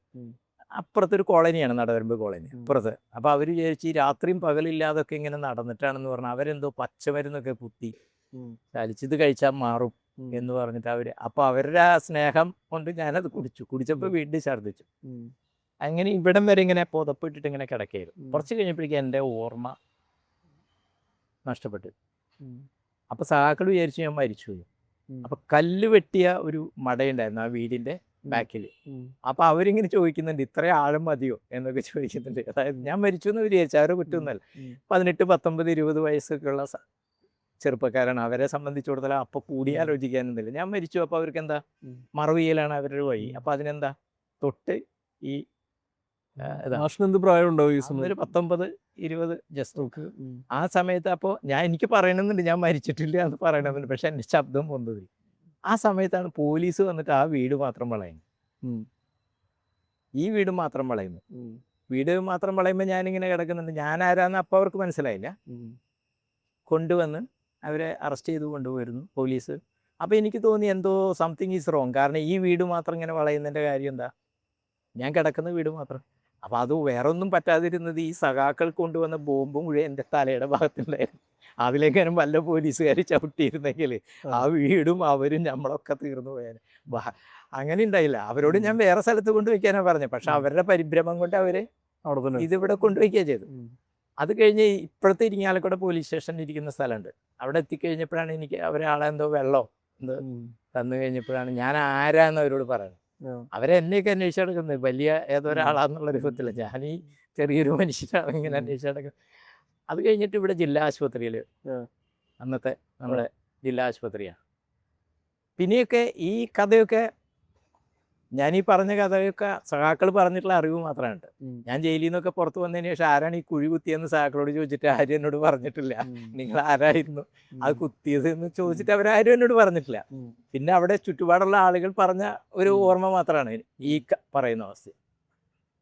അടിയന്തര ഇവിടെ കൊണ്ടുവന്നു. അപ്പോൾ ഇവിടെ ഒരു ജേക്കബ് എന്ന് പറയുന്നൊരു ഡോക്ടറുടെ, ആ ഡോക്ടറുടെ കാരുണ്യം കൊണ്ടാണ്, അയാളുടെ ഒരു ആത്മബലം കൊണ്ടാണ് എനിക്ക് ഈ കൈ കിട്ടിയെന്നുള്ളതാണ്. ഈ കൈ മുറിച്ച് മാറ്റണം എന്ന് പറഞ്ഞു ഇത് മുറിച്ചു മാറ്റി. അപ്പം അന്ന് പോലീസ് മേധാവികൾ, അതും ആശുപത്രി ജീവനക്കാർ പറഞ്ഞിട്ടുള്ള എൻ്റെ അറിവാണ് കേട്ടോ, നിർബന്ധിച്ചിട്ട് ഇതും കൂടി മുറിച്ച് കളയണമെന്ന് പോലീസുകാർ ആവശ്യപ്പെട്ടിരുന്നു. പക്ഷെ ആ ഡോക്ടർ അത് സമ്മതിച്ചില്ല. അപ്പം ഞാൻ ജയിലിൽ നിന്നൊക്കെ പുറത്ത് വന്നതിന് ശേഷം അദ്ദേഹത്തെ ഒരുപാട് അന്വേഷിച്ചു ഈ ഒന്ന് കാണാൻ വേണ്ടിയിട്ട്. അപ്പോഴേക്കും അടിയന്തരാവസ്ഥ ഇങ്ങനത്തെ പ്രശ്നങ്ങൾ വന്നപ്പോൾ ഇയാൾ എവിടെ നിന്ന് ട്രാൻസ്ഫർ ചെയ്യുമോ അങ്ങനെയൊക്കെ. ഞാനിങ്ങനെ എത്ര കാലം ജയിലിൽ കിടന്നു? ഞാനൊരു എമർജൻസി കഴിഞ്ഞിട്ടും ഞങ്ങളെ വിട്ടിരുന്നില്ല. കാരണം പിൻവലിച്ച് കഴിഞ്ഞപ്പോൾ ഞങ്ങളുടെയൊക്കെ പേരിൽ കേസ് ഉണ്ടായിരുന്നു. പിന്നീട് കുറച്ച് നാൾ കഴിഞ്ഞിട്ടാണ് ജാമ്യം എടുത്തിട്ടാണ് പിന്നെ പുറത്ത് വരുന്നത്. വലിയൊരു വേദനയാണല്ലോ ഈ ഒരു കൈ നഷ്ടപ്പെടുക എന്ന് പറയുന്നത്. വലത്തെ കൈ നഷ്ടപ്പെടുക, നമുക്ക് എഴുതാനുള്ളൊരു ആ കൈയാണല്ലോ പോകുന്നത്. ഇപ്പം ഇന്ന് വിദ്യാർത്ഥികൾ സമരം ചെയ്യുമ്പം പോലീസിൻ്റെ ലാത്തിയടി വാങ്ങുന്നു, അങ്ങനെ ഒരുപാട് പ്രശ്നങ്ങൾ നമ്മൾ കാണുന്നുണ്ട്. ഇവരുടെ എല്ലാം ഇപ്പം ഈ സമരം കഴിഞ്ഞു, ഇവരുടെ എല്ലാം മനസ്സിൽ ഈ ചോദ്യമുണ്ടോ, നമ്മൾ ഈ ചെയ്തത് വർത്താണോ, എന്തിനു വേണ്ടിയിട്ടാണ് നമ്മൾ ചെയ്യുന്നത്, ആത്യന്തികമായിട്ട് ഇതുകൊണ്ട് എന്താണ് ലാഭം, ഇടത്തേ കാലിലെ മന്ത് വലത്തേ കാലിലെ മന്ത് മാറ്റിയ പോലെയാണോ വേറൊരു മന്ത്രി വരുന്നത്, ആത്യന്തികമായിട്ട് ഇതുകൊണ്ട് നമുക്ക് നഷ്ടമല്ലേ, എന്തെങ്കിലും തരത്തിൽ ഇതുകൊണ്ടൊരു കാര്യമുണ്ടോ എന്നൊരു ചോദ്യം ഒരുപക്ഷെ വിദ്യാർത്ഥികൾ അല്ലെങ്കിൽ യുവാക്കൾ മനസ്സിലുണ്ടാവും. അപ്പൊ മാഷ് ഈ ബസ്സിന്റെ ലാസ്റ്റ് സ്റ്റോപ്പിലാണ്, ഈ റൗണ്ട് മുഴുവൻ ഓടി അവസാനം ആ ബസ് ലാസ്റ്റ് സ്റ്റോപ്പിൽ വന്ന് നിൽക്കുകയാണ്. അതിൽ ഒരുപാട് വ്യക്തിപരമായിട്ടുള്ള ഇങ്ങനത്തെ വേദനകളും ഉണ്ടായിട്ടുണ്ട്. അപ്പൊ ഈ ലാസ്റ്റ് സ്റ്റോപ്പിൽ എത്തി നിൽക്കുമ്പോൾ എന്താ തോന്നുന്നത്? Was it worth it? അതായത് ഈ ജയിലിൽ നിന്നൊക്കെ പുറത്ത് വന്നു കഴിയുമ്പോഴേ പല ആളുകളും ചോദിച്ചിട്ടുണ്ട്, കൈ നഷ്ടപ്പെട്ടതിൽ വിഷമമില്ലേ? കൈ ഒരാളെ പോകുമ്പോൾ അതിൻ്റെ വിഷമം ഉണ്ടാവുമല്ലോ. പക്ഷെ നമ്മൾ രക്തസാക്ഷികളാകാൻ മോഹിച്ച ആളുകളാണ്, മനസ്സിലായത്, നടന്ന ആളുകളാണ്. അപ്പം ഇത് എന്ന് വെച്ചിട്ടുണ്ടെങ്കിൽ ഈ ബോണസാണ്, നമ്മുടെ ലൈഫ് ബോണസാണ്. ഈ ബാവേറിയൻ റിപ്പബ്ലിക് എന്ന് പറയുന്നത് നമ്മുടെ കമ്മ്യൂണിസ്റ്റ് കേരളത്തിൽ ഇത് വരുന്നതിന് മുൻപ് ഇടതുപക്ഷ സർക്കാർ അധികാരത്തിൽ വന്നപ്പോൾ അവിടുത്തെ അതിൻ്റെ ആളെ പേര് ഞാൻ പറഞ്ഞു, അദ്ദേഹം പറയുന്ന ഒരു കാര്യമുണ്ട്, നമ്മൾ പരോളിൽ ഇറങ്ങിയ പരേതരാണ്. അതായത് പരോളിൽ ഇറങ്ങി പരേതരാണെന്നത് എന്ന് പറയുന്ന രൂപത്തിൽ ഈ ലൈഫ് ജനങ്ങൾക്ക് വേണ്ടിയിട്ട് നമ്മൾ ഒഴിഞ്ഞു വെച്ചതും രക്തസാക്ഷിത്വം മോഹിച്ച് നടക്കുകയും ചെയ്ത ഒന്നാണ്. അപ്പം നമ്മളെ സംബന്ധിച്ചിടത്തോളം ഒരിക്കലും അതൊരു ഇത് പറയുന്നതല്ല. കൈ നഷ്ടപ്പെടുമ്പോൾ സ്വാഭാവികമായിട്ട് നമുക്ക് വലിയ ബുദ്ധിമുട്ടുകളുണ്ടായിരുന്നു. മുണ്ടുടുക്കൽ വലിയ പ്രശ്നങ്ങൾ, എഴുതൽ പ്രശ്നം. ജയിലിൽ വെച്ച് ഞാൻ സ്ലേറ്റ് വാങ്ങിച്ചിട്ടാണ് ഈ ഇടത്തെ കൈ കൊണ്ട് എഴുതി പഠിച്ചത്. 2 കൈ ഉണ്ടായിരുന്നപ്പോൾ ഞാനൊരു പരീക്ഷണം ആദ്യം നടത്തിയിട്ടുണ്ടായിരുന്നു, ഈ ഇടത്തെ കൈ കൊണ്ട് എഴുതാൻ പറ്റുമെന്ന്. അത് നടന്നിട്ടില്ല. പക്ഷെ സ്ലേറ്റ് വാങ്ങിച്ചിട്ട് നമ്മൾ എഴുതി അങ്ങനെ പഠിക്കുകയാണ് ചെയ്തത്. അപ്പോൾ അക്ഷരമൊന്നും അത്ര നന്നാവില്ല. ഇപ്പം തന്നെ ഞാൻ ചിലത് എഴുതിയ എനിക്ക് തന്നെ കുറച്ച് കഴിയുമ്പോൾ ചിലപ്പോൾ സ്പീഡിൽ എഴുതുമ്പോൾ സ്വാഭാവികമായിട്ട് നമ്മളെ ഒന്നില്ലാതെ വരുമ്പോൾ സ്വാഭാവികമായിട്ട് ഒരു ഭാഗം നമുക്ക് നഷ്ടപ്പെടുമ്പോൾ അതിൻ്റേതായ പ്രശ്നം ഉണ്ടാവും. പക്ഷെ നമ്മളൊരു വലിയ കോസിന് വേണ്ടിയിട്ട് ഇറങ്ങി വന്നതിനാണ്. നമുക്ക് മുൻപേ രക്തസാക്ഷികളായ ആളുകളെ ഓർക്കുമ്പോൾ നമ്മളൊന്നുമല്ല. പിന്നെ മുൻപേ പറക്കുന്ന പക്ഷികളുടെ ചിറകുകൾ എല്ലാ കാലത്തും ചരിത്രത്തിൽ കരിഞ്ഞിട്ടുണ്ട്. അത് നമ്മൾ പുരാണം എടുത്ത് നോക്കിയാലും ചരിത്രം എടുത്ത് നോക്കിയാലും ഒക്കെ അങ്ങനെ തന്നെയാണ്. അത് എപ്പോഴും അതിൻ്റെ ആ പാത പിന്തുടർന്നു പോകും. നമുക്ക് 1857 ഒന്നാം സ്വാതന്ത്ര്യ സമരം പരാജയപ്പെട്ടു. എല്ലാ സമരങ്ങളും അതിൻ്റെ വിജയത്തിൻ്റെ മാനദണ്ഡം നിങ്ങൾ എങ്ങനെ കണക്കാക്കുന്നു എന്നുള്ളതാണ്. ഭഗത് സിംഗിനെ തൂക്കിക്കൊന്നു, എനിക്ക് സ്വാതന്ത്ര്യം കിട്ടിയില്ലല്ലോ. ദണ്ഡിയാത്ര ഗാന്ധി നടത്തി, അപ്പോൾ നമുക്ക് സ്വാതന്ത്ര്യം കിട്ടിയില്ലല്ലോ. പക്ഷേ ഇതിൻ്റെ എല്ലാം ആകത്തൊക്കെയായിരുന്നു 47 ഓഗസ്റ്റ് 15. അപ്പോൾ ഒരു സമരവും ആ അർത്ഥത്തിൽ പാഴായി പോകുന്നില്ല എന്ന് പറയുന്ന തത്വമാണ് ഞങ്ങളൊക്കെ മനസ്സിലാക്കുന്നത്. അതായത് നമ്മൾ നടന്ന വഴികളുണ്ടല്ലോ, ഓരോ വഴികളും അത് ചരിത്രം ആരെ എവിടെയൊക്കെ എങ്ങനെ തമസ്കരിക്കാൻ ശ്രമിച്ചാലും, ഈ ഹാരപ്പ മോഹൻജാദാരൊക്കെ ഖനനം ചെയ്തെടുക്കുന്നത് പോലെ നാട്ടിലുണ്ടല്ലോ, ചരിത്രത്തിൽ എവിടെയെങ്കിലും മനുഷ്യന് വേണ്ടി ചിന്തിയ ഒരു തുള്ളി ചോരയും നാളിതുവരെ ചരിത്രത്തിൽ പാഴായി പോരില്ല. അത് നമ്മുടെ ഒരു ചരിത്രം നൽകുന്ന നമുക്കൊരു ഉൾക്കാഴ്ചയാണ്. നിങ്ങൾ എക്സ് ഓർ വൈ എന്നുള്ള പേരൊന്നും ചിലപ്പോൾ വന്നൊന്നും വരില്ല. പക്ഷെ ആ മൂവ്മെൻറ്റ്, അപ്പോൾ അടിയന്തരാവസ്ഥയ്ക്കെതിരെ നമ്മൾ നടത്തിയ പോരാട്ടം, അതിൽ തുടർന്ന് നമ്മൾ നടത്തിയ പോരാട്ടം, ഇപ്പോൾ നേരത്തെ ചോദിച്ചില്ലേ ജനകീയ വിചാരണ. ജനകീയ വിചാരണ എന്ന് പറഞ്ഞാൽ അന്നത്തെ സുപ്രീം കോടതി ചീഫ് ജസ്റ്റിസ് വരെ എന്ത് ചെയ്തു, അതിനെ പുകഴ്ത്തി. കാരണം സിസ്റ്റം പരാജയപ്പെടുമ്പോൾ സ്വാഭാവികമായിട്ടും നമുക്ക് മുൻപേ നടന്ന് ചലഞ്ച് ചെയ്യപ്പെടുമ്പോഴാണ് പുതിയ വഴികൾ വെട്ടി തുറക്കുക. പുതിയ വഴികൾ വെട്ടി തുറക്കില്ല. ഇപ്പം നമുക്ക് ഈ ബോംബെ ദാദറിൽ ആ പോലീസ് സ്റ്റേഷൻ ഒറ്റയ്ക്ക് തടഞ്ഞ ദിയ അഹർ എന്ന് പറയുന്ന പെൺകുട്ടിയില്ലേ, ഒരു വലിയ സ്ക്രിപ്റ്റ് റൈറ്റർ, ഡാൻസർ ഒക്കെയാണ് അവർ. അവർ പറഞ്ഞൊരു വാചകം ഉണ്ടായിരുന്നു, system has broken, we are here to fix and maintain നാം. നമ്മൾ എപ്പോഴും കാണുന്നതെന്ന് വെച്ചിട്ടുണ്ടെങ്കിൽ മനുഷ്യൻ സ്വേച്ഛാധിപതികളും ഏകാധിപതികളും ഒക്കെ എല്ലാ കാലത്തും ഉണ്ടാവും. പക്ഷെ സ്വാതന്ത്ര്യ വാഞ്ചയാണ് ചരിത്രത്തെ എക്കാലത്തും മുന്നോട്ട് നയിച്ചിട്ടുള്ളത്. ഈ സ്പാർട്ടാക്കസിനെ കുറിച്ചുള്ള വളരെ പ്രസിദ്ധമായൊരു സിനിമയുണ്ടല്ലോ, അതിലൊരു കഥാപാത്രം പറയുന്ന കാര്യമുണ്ട്, നമ്മൾ അടിമത്തത്തിനെതിരെ പോരാടുന്നത് നമുക്ക് വേണ്ടിയല്ല, വരുന്ന ഭാവി തലമുറയ്ക്ക് വേണ്ടിയാണെന്ന് പറഞ്ഞാൽ അതിലൊരു കഥാപാത്രം, സ്പാർട്ടാക്കസ് എന്ന് പറയുന്ന വളരെ പ്രസിദ്ധമായ ഹോളിവുഡ് സിനിമയിലൊരു കഥാപാത്രം പറയുന്നൊരു കാര്യം. ഒരുപക്ഷെ ഇന്നത്തെ കാലത്തിന്റെ ആവാം ഈ മൂവ്മെന്റുകളെയെല്ലാം അതിന്റെ ഹ്രസ്വകാല ചരിത്രത്തിൽ അതിനെ അടയാളപ്പെടുത്തുക എന്നുള്ള രീതിയിൽ. അതായത് ഇമ്മീഡിയറ്റ് ആയിട്ടുള്ളൊരു ഇമ്പാക്റ്റ് എന്താണ്?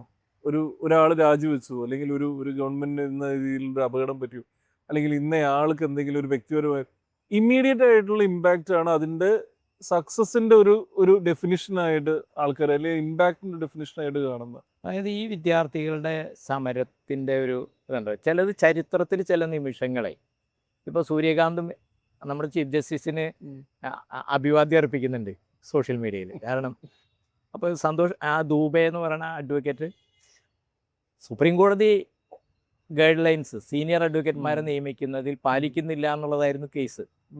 അപ്പോൾ സുപ്രീം കോടതിയിൽ കേസ് വരുമ്പോൾ സുപ്രീം കോടതി ഗൈഡ് ലൈൻസിന് പാലിക്കുന്നില്ലെങ്കിൽ അതിന് അനുകൂലമായൊരു വിധിയാണ് വരേണ്ടത്. അപ്പോഴാണ് ഈ പാറ്റ പ്രയോഗം നടത്തിയത്. ഈ ചരിത്രത്തിൽ ഇത്തരത്തിലുള്ള പ്രയോഗങ്ങൾക്ക് വലിയ ചില സംഭവങ്ങൾ ഉണ്ടായിരുന്നു. ഇപ്പോൾ ലോകം കണ്ട ഏറ്റവും വലിയ വംശീയ കലാപങ്ങൾ റുവാണ്ടയിലാണ് നടന്നത്. റുവാണ്ടയിൽ ടുട്സികളെ ഈ പാറ്റകളെന്ന് പറഞ്ഞിട്ടാണ് വംശനാശത്തിലേക്ക് എത്തി. വേറൊരു കാര്യം, പാറ്റകളുടെ ചരിത്രം അറിയാലോ.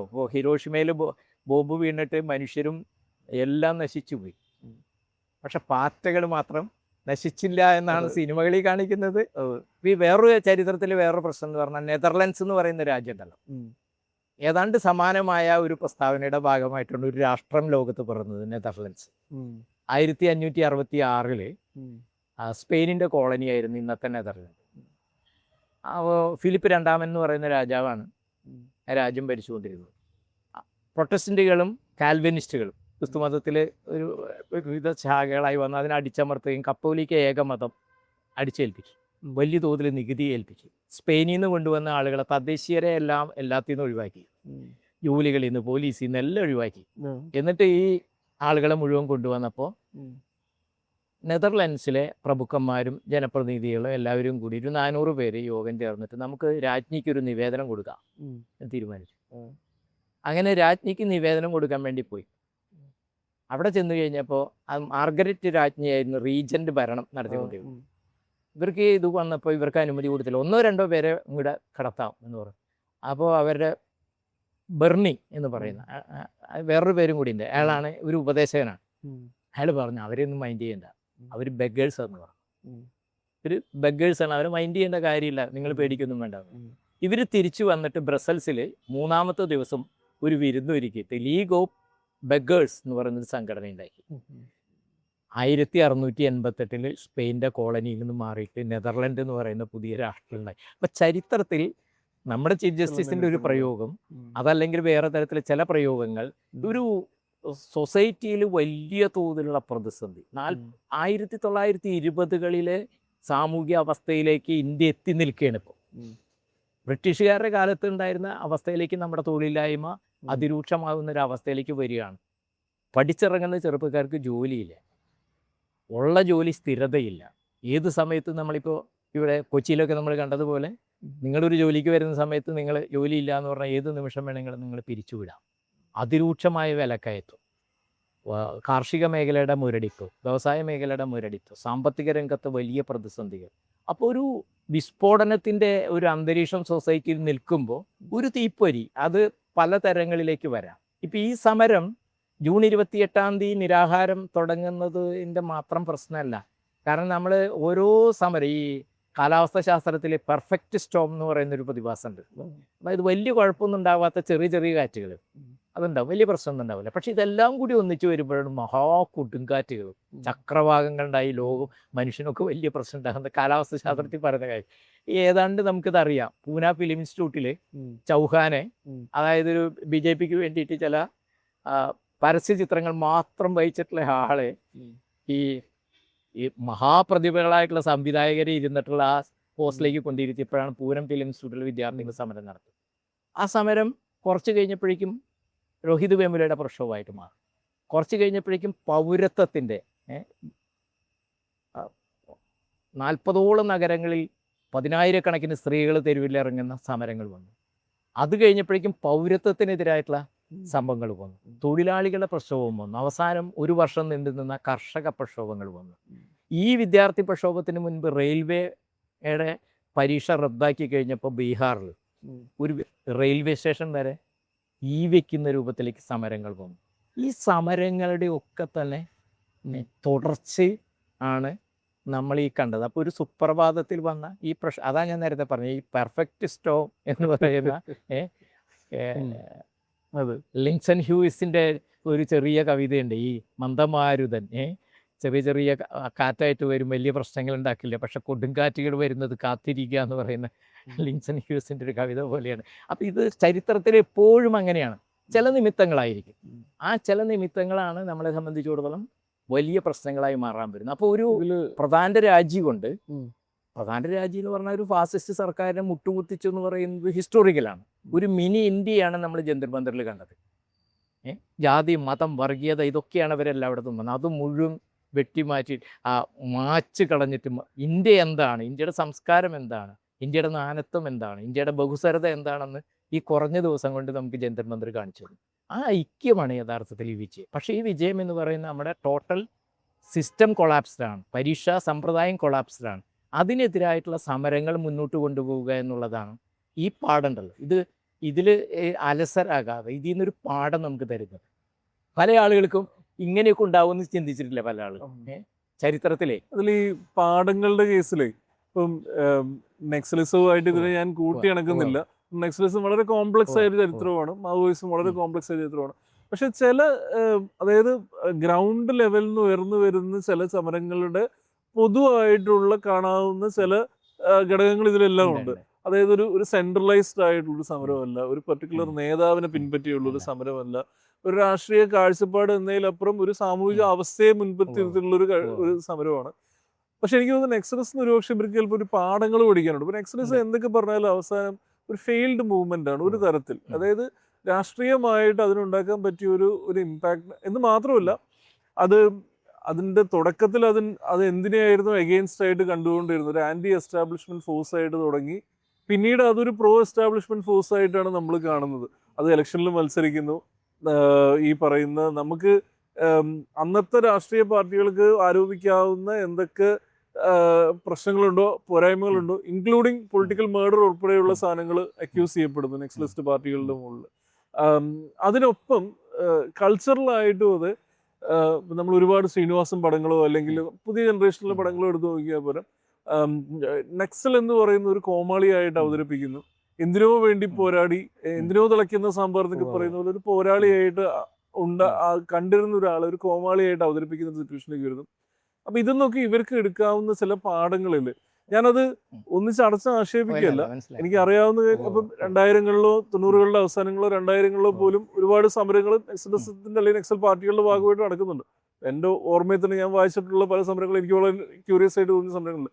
ഡങ്കൽ കരാർ ലോകബാങ്കുമായിട്ട് ബന്ധപ്പെട്ട് വേൾഡ് ട്രേഡ് ഓർഗനൈസേഷൻ സ്ഥാപിക്കുന്നതുമായിട്ട് ബന്ധപ്പെട്ട് ഇന്ത്യ ഒരു കരാറിൽ ഏർപ്പെടുമ്പോൾ അതിന്റെ ഭാഗമായിട്ട് ഇവിടെ ബന്ദ് നടത്തുന്നു, ഗംഭീരമായിട്ടൊരു ബന്ദ് നടത്തുന്നു. മറ്റു പല കേസുകളിലും ഒരു മെഡിക്കൽ കോളേജിൽ അഴിമതി കാണിക്കുന്ന ഒരു ഡോക്ടറെ ജനകീയമായിട്ട് വിചാരണ ചെയ്യും. ഇങ്ങനത്തെ സമരങ്ങൾ അവിടെ നടക്കുന്നുണ്ടെങ്കിലും പൊതുവേ ഞാൻ പറയുന്ന നെക്സലിസവുമായിട്ട് ബന്ധപ്പെടുന്ന കാഴ്ചപ്പാടുകൾ മാറി. ആ മൂവ്മെന്റിന് ഈ മൂവ്മെന്റിന് എടുക്കാൻ പറ്റുന്ന പാഠങ്ങൾ എന്തായിരിക്കും? 2 കാര്യങ്ങളുണ്ട്. അതായത് ഒന്ന്, ഇന്ത്യയിൽ പേരിനെങ്കിലും ഭൂപരിഷ്കരണം നടപ്പാക്കിയത് അത് നക്സൽബാരി പ്രക്ഷോഭത്തിന് ശേഷമാണ്. അതായത് ആഭ്യന്തര രംഗത്ത് ഇന്ദിരാഗാന്ധി എന്ന ആഭ്യന്തരമന്ത്രിമാരുടെ എല്ലാ സംസ്ഥാനങ്ങളിലും ആഭ്യന്തരമന്ത്രി ഇന്ത്യയിൽ പൊട്ടിത്തെറിയുടെ വക്കത്താണ്.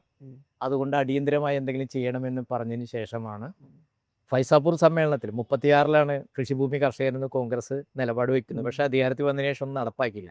നക്സൽബാരി സമരത്തിന് ശേഷമാണ്. അതിന് ഒരുപാട് സംസ്ഥാനങ്ങളിലൊക്കെ സവിശേഷതകളുടെ വിഷയങ്ങളുണ്ട്. പക്ഷെ ഭൂപരിഷ്കരണം പേരിനെങ്കിലും നടപ്പാക്കാൻ ഇന്ത്യൻ ഭരണവർഗത്തെ നിർബന്ധിച്ച ഒന്ന് നക്സൽബാരി സമരമാണ്, CPM-ന്റെ രൂപീകരണം. മറ്റേ ചോദ്യത്തിലേക്ക് ഞാൻ നേരിട്ട് വരാം. ഞങ്ങളെ സംബന്ധിച്ചിടത്തോളം ഈ ടാഗോറിൻ്റെ ഒരു കവിതയുണ്ട്, സ്വയം ബന്ധിക്കാൻ ചങ്ങല തീർത്തവരെ കുറിച്ചുള്ള തടവുകാരെ കുറിച്ചുള്ള. ഞങ്ങൾക്ക് ഗുരുതരമായ വീഴ്ചകൾ സംഭവിച്ചു എന്നാണ് ഞങ്ങൾ കാണുന്നത്. അതിൻ്റെ കാര്യം ഇപ്പോൾ കേരളത്തിലേക്ക് മാത്രം വരിക. പിണറായി വിജയനെ തോൽപ്പിച്ചിട്ട് KSFന്റെ സംസ്ഥാന സെക്രട്ടറി ആയിട്ട് ഫിലിപ്പം പ്രസാദും വേണുഗോപാലും വരുന്നു. KSF എന്ന് പറഞ്ഞാൽ കേരളത്തിലെ വിദ്യാർത്ഥി സംഘടന. KSYFന്റെ സമ്മേളനത്തിൽ നിന്ന് കണ്ണൂരിൽ നിന്നുള്ള മുഴുവൻ പ്രതിനിധികൾ ഇറങ്ങിപ്പോകുന്നു. മുഴുവൻ പ്രതിനിധികൾ 3 പേരാണ് പിന്നീട് തിരിച്ച് CPM-ലേക്ക് വന്നത്. IV ദാസ്, അങ്ങനെ 2-3 പേര് മാത്രം. അന്നത്തെ കണ്ണൂരെന്ന് പറഞ്ഞാൽ ഇന്നത്തെ നോർത്ത് വയനാട്, കാസർഗോഡ് അടങ്ങുന്നതാണ്. കമ്മ്യൂണിസ്റ്റ് പാർട്ടിയുടെ ഏറ്റവും വലിയ കേന്ദ്രം. ഇറങ്ങിപ്പോരും. 3 MLA-മാർ രാജിവെക്കുന്നു. KPR, കോസല രാമദാസ്, അണ്ണൻ. 3 MLA-മാർ രാജിവെക്കുന്നു. പക്ഷെ ഞങ്ങളുടെ അന്നത്തെ നേതൃത്വത്തിൻ്റെ നിലപാടെന്താണ്? പാർലമെൻ്ററി സമരങ്ങൾ പാടില്ല, വർഗ ബഹുജന സംഘടനകൾ പാടില്ല.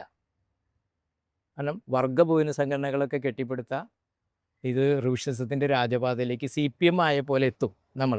ഇതെന്താ സംഭവിക്കണമെന്ന് വെച്ചിട്ടുണ്ടെങ്കിൽ നമുക്കപ്പോൾ വർഗ ബഹുജന സംഘടനകളൊന്നും വേണ്ട. അപ്പോൾ ചൈനീസ് കമ്മ്യൂണിസ്റ്റ് പാർട്ടിയുടെ 9-ാം പാർട്ടി കോൺഗ്രസ് ഒരു പ്രമേയം പാസ്സാക്കുകയാണ്.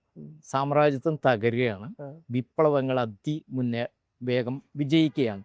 അപ്പം നമുക്ക് ഒറ്റയടിക്ക് നോക്കിക്കഴിഞ്ഞാൽ 70-കൾ വിയറ്റ്നാം വിമോചിപ്പിക്കപ്പെടുന്നു, അങ്കോള, മൊസാംബിക്ക്, കൊളോണിയൽ ചങ്ങല വിട്ടെറിഞ്ഞിട്ട് ഒരുപാട് രാഷ്ട്രങ്ങൾ സ്വാതന്ത്ര്യത്തിലേക്ക് പോകുന്നു. ഇതൊക്കെ വളരെ ശരിയാവുന്ന ലോകം കാണുമ്പോൾ അപ്പം നമുക്കെന്ത് വേണം? ഇനി കാത്തിരുന്നിട്ട് പ്രിപ്പയർഡ് ആയിട്ടുള്ള പ്രശ്നം വേണ്ട.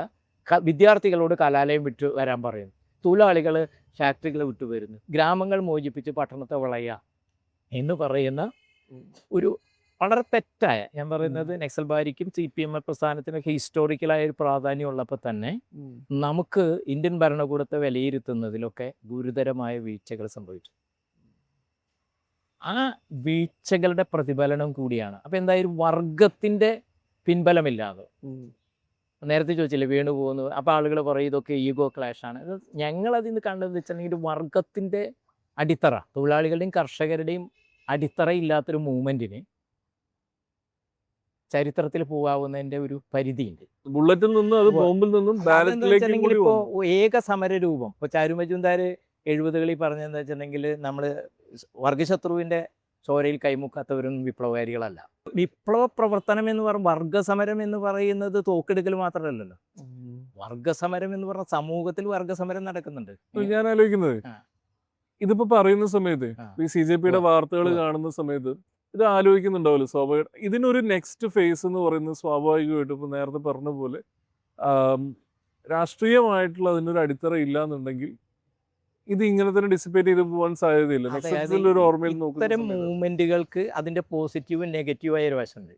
അതായത് ഒരു അടിസ്ഥാനപരമായ എന്താണ് നമ്മുടെ രാഷ്ട്രം, എന്താണ് ഈ ലോകം എന്ന് ഉള്ള ഒരു നിലപാടില്ലെങ്കിൽ കലാപങ്ങളും വിപ്ലവവും തമ്മിലുള്ള വ്യത്യാസതാണ്.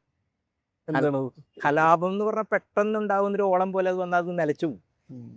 നേരെ മറിച്ച് വ്യവസ്ഥയുടെ മാറ്റവുമായി ബന്ധപ്പെട്ട് ആസൂത്രിതമായി നടത്തുന്നതാണ് വിപ്ലവ പ്രയോഗം എന്ന് പറയുന്നത്. അതായത് അതിന് ചിലപ്പോൾ തിരിച്ചടി ഉണ്ടാവാം, ലെനൊക്കെ പറഞ്ഞ പോലെ 1 അടി മുന്നോട്ട് 2 അടി പുറകോട്ട് എന്നൊക്കെ പറയുന്ന രൂപത്തിലുള്ള പ്രശ്നങ്ങൾ ഉണ്ടാവാം. പരാജയങ്ങളിൽ നിങ്ങൾ ഖിന്നരാകുകയും വിജയത്തിൽ അമിതമായി ആഹ്ലാദിക്കാതിരിക്കുകയും ചെയ്യാന്ന് പറയുന്ന പ്രശ്നം ഉണ്ടല്ലോ. അപ്പൊ ഇവിടെ ഇപ്പൊ ചൈനയുടെ അതേ മോഡലാണ് ഇന്ത്യ എന്ന് ML പാർട്ടി വിലയിരുത്തി. ചൈനയല്ല ഇന്ത്യ. നാട്ടുരാജാക്കന്മാരുടെ സംഭവം ഉണ്ടായിരുന്നപ്പോൾ വളരെ കൃത്രിമമായ രൂപത്തിലേക്ക് ചൈനീസ് ചെയർമാൻ, നമ്മുടെ ചെയർമാൻ എന്ന് പറഞ്ഞ ഒരു കാലത്തും വയ്ക്കാൻ പാടില്ലാത്ത മുദ്രാവാക്യങ്ങൾ ആ കാലത്ത് വന്നു. അപ്പം ഇങ്ങനെയൊക്കെ പറയുന്ന രാഷ്ട്രീയമായ ഗുരുതരമായ പാളിച്ചകൾ ഞങ്ങൾക്ക് പറ്റിയെന്ന് ഞങ്ങൾ വിലയിരുത്തുകയത് തിരുത്താൻ ശ്രമിക്കുന്നവരാണ്. ഇതില് ഗുരുതരമായ പാളിച്ചകൾ എന്ന് പറയുമ്പം ഞാൻ ചോദിക്കട്ടെ, അതായത് ചോദിക്കാതിരിക്കാൻ പറ്റില്ല, ഇന്ന് നമ്മൾ തിരിഞ്ഞു നോക്കുമ്പോഴാണ് പാളിച്ചകളായിട്ട് തോന്നുന്നത്. അന്ന് നമുക്കത് പാളിച്ചകളായിട്ട് തോന്നുന്നില്ല. പക്ഷെ ഇതിനിടയിൽ ഒരുപാട് ചെറുപ്പക്കാരുടെ ജീവിതം, ഇപ്പൊ നമ്മൾ നേരത്തെ സൂചിപ്പിച്ചല്ലോ, മുഹമ്മദ് അലി പോലൊരു അന്നത്തെ ഒരു ഗായകനോ ഒരു ഫിലോസഫറോ വളരെ ആർട്ടിക്കുലേറ്റ് ആയിട്ടൊരു മനുഷ്യൻ പിന്നീട് ഞാൻ മനസ്സിലാക്കിയത് ഭ്രാന്തിന്റെ വക്കിലേക്ക് എത്തുന്നു, ഭ്രാന്താലയത്തിൽ എത്തുന്നു, അത് കഴിഞ്ഞിട്ട് മൗനിയാവുന്നു, ജീവിതം കൈവിട്ട് പോകുന്ന ഒരു അവസ്ഥ ഒന്ന് പറയുമോ അങ്ങനത്തെ ചെറുപ്പക്കാരുടെ ആ ഒരു അല്ല അതെ, എപ്പോഴും ഒരു മൂവ്മെന്റിന്റെ ഒരു ഇതുണ്ടാകുമ്പോൾ സ്വാഭാവികമായിട്ട് മൊമാലിയൊക്കെ നേരിട്ട് ഞങ്ങൾക്ക് അറിയുന്ന ഏറ്റവും അടുത്ത ബന്ധം ഉണ്ടായിരുന്ന സഹാക്കളായി മൊമാലിയൊക്കെ. അപ്പോൾ പല തരത്തിൽ ഇപ്പം നമുക്ക് പുറത്ത് ഒരു മൊമാലി അറിയാം, അല്ലാത്ത എത്രയോ ആളുകൾ ഇങ്ങനെയൊക്കെ തന്നെ നമ്മളെ സംബന്ധിച്ചിടത്തോളം ഒരു വിഷനുമായി ബന്ധപ്പെട്ടിട്ട് നേരത്തെ പറയില്ലേ. അപ്പോൾ താൽക്കാലികമായ ഒരു കവി പറഞ്ഞ പോലെ ഇത് താൽക്കാലികം അതിഭ്രമമല്ല എന്ന് പറയുന്ന രൂപത്തിൽ ഈ മൊമാലിയൊന്നും അങ്ങനെ വന്ന ആളല്ല കേട്ടോ. ഞാൻ പറയുന്നത് ഒരു കൗതുകം കൊണ്ട് ഒരു മൂവ്മെന്റ് ഉണ്ടാകുമ്പോൾ ആൾക്കൂട്ടം എന്ന് പറയുന്ന രൂപത്തിലേക്ക് വരുന്നതും രണ്ടും വേറെയാണ്. സുബ്രഹ്മണ്യദാസ് എന്ന് പറയുന്ന ഒരു സഖാവുണ്ടായിരുന്നു, അയാൾ ആത്മഹത്യ ചെയ്തു. കേരളം തോറ്റ ജനതയാണ് എന്ന് പറഞ്ഞൊരു കുറിപ്പ് എഴുതി വെച്ചിട്ടാണ്. വളരെ ബ്രില്യൻ്റായ എമർജൻസിയൊക്കെ കഴിഞ്ഞിട്ട് വന്ന ഒരു ജനറേഷനാണ്. അപ്പോൾ അങ്ങനെ നമ്മളെ സംബന്ധിച്ചിടത്തോളം ഏറ്റവും ക്രീം എന്നൊക്കെ പറയില്ല, നമ്മുടെ സൊസൈറ്റിയിലൊക്കെ ചില ക്രീം എന്നൊക്കെ പറയുന്ന ആ തരത്തിൽപ്പെട്ട ആളായിരുന്നു ഈ സുബ്രഹ്മണ്യദാസ്. നമ്മുടെ പെരിഞ്ഞനം ഭാഗത്ത് ഉള്ള ആളായിരുന്നു.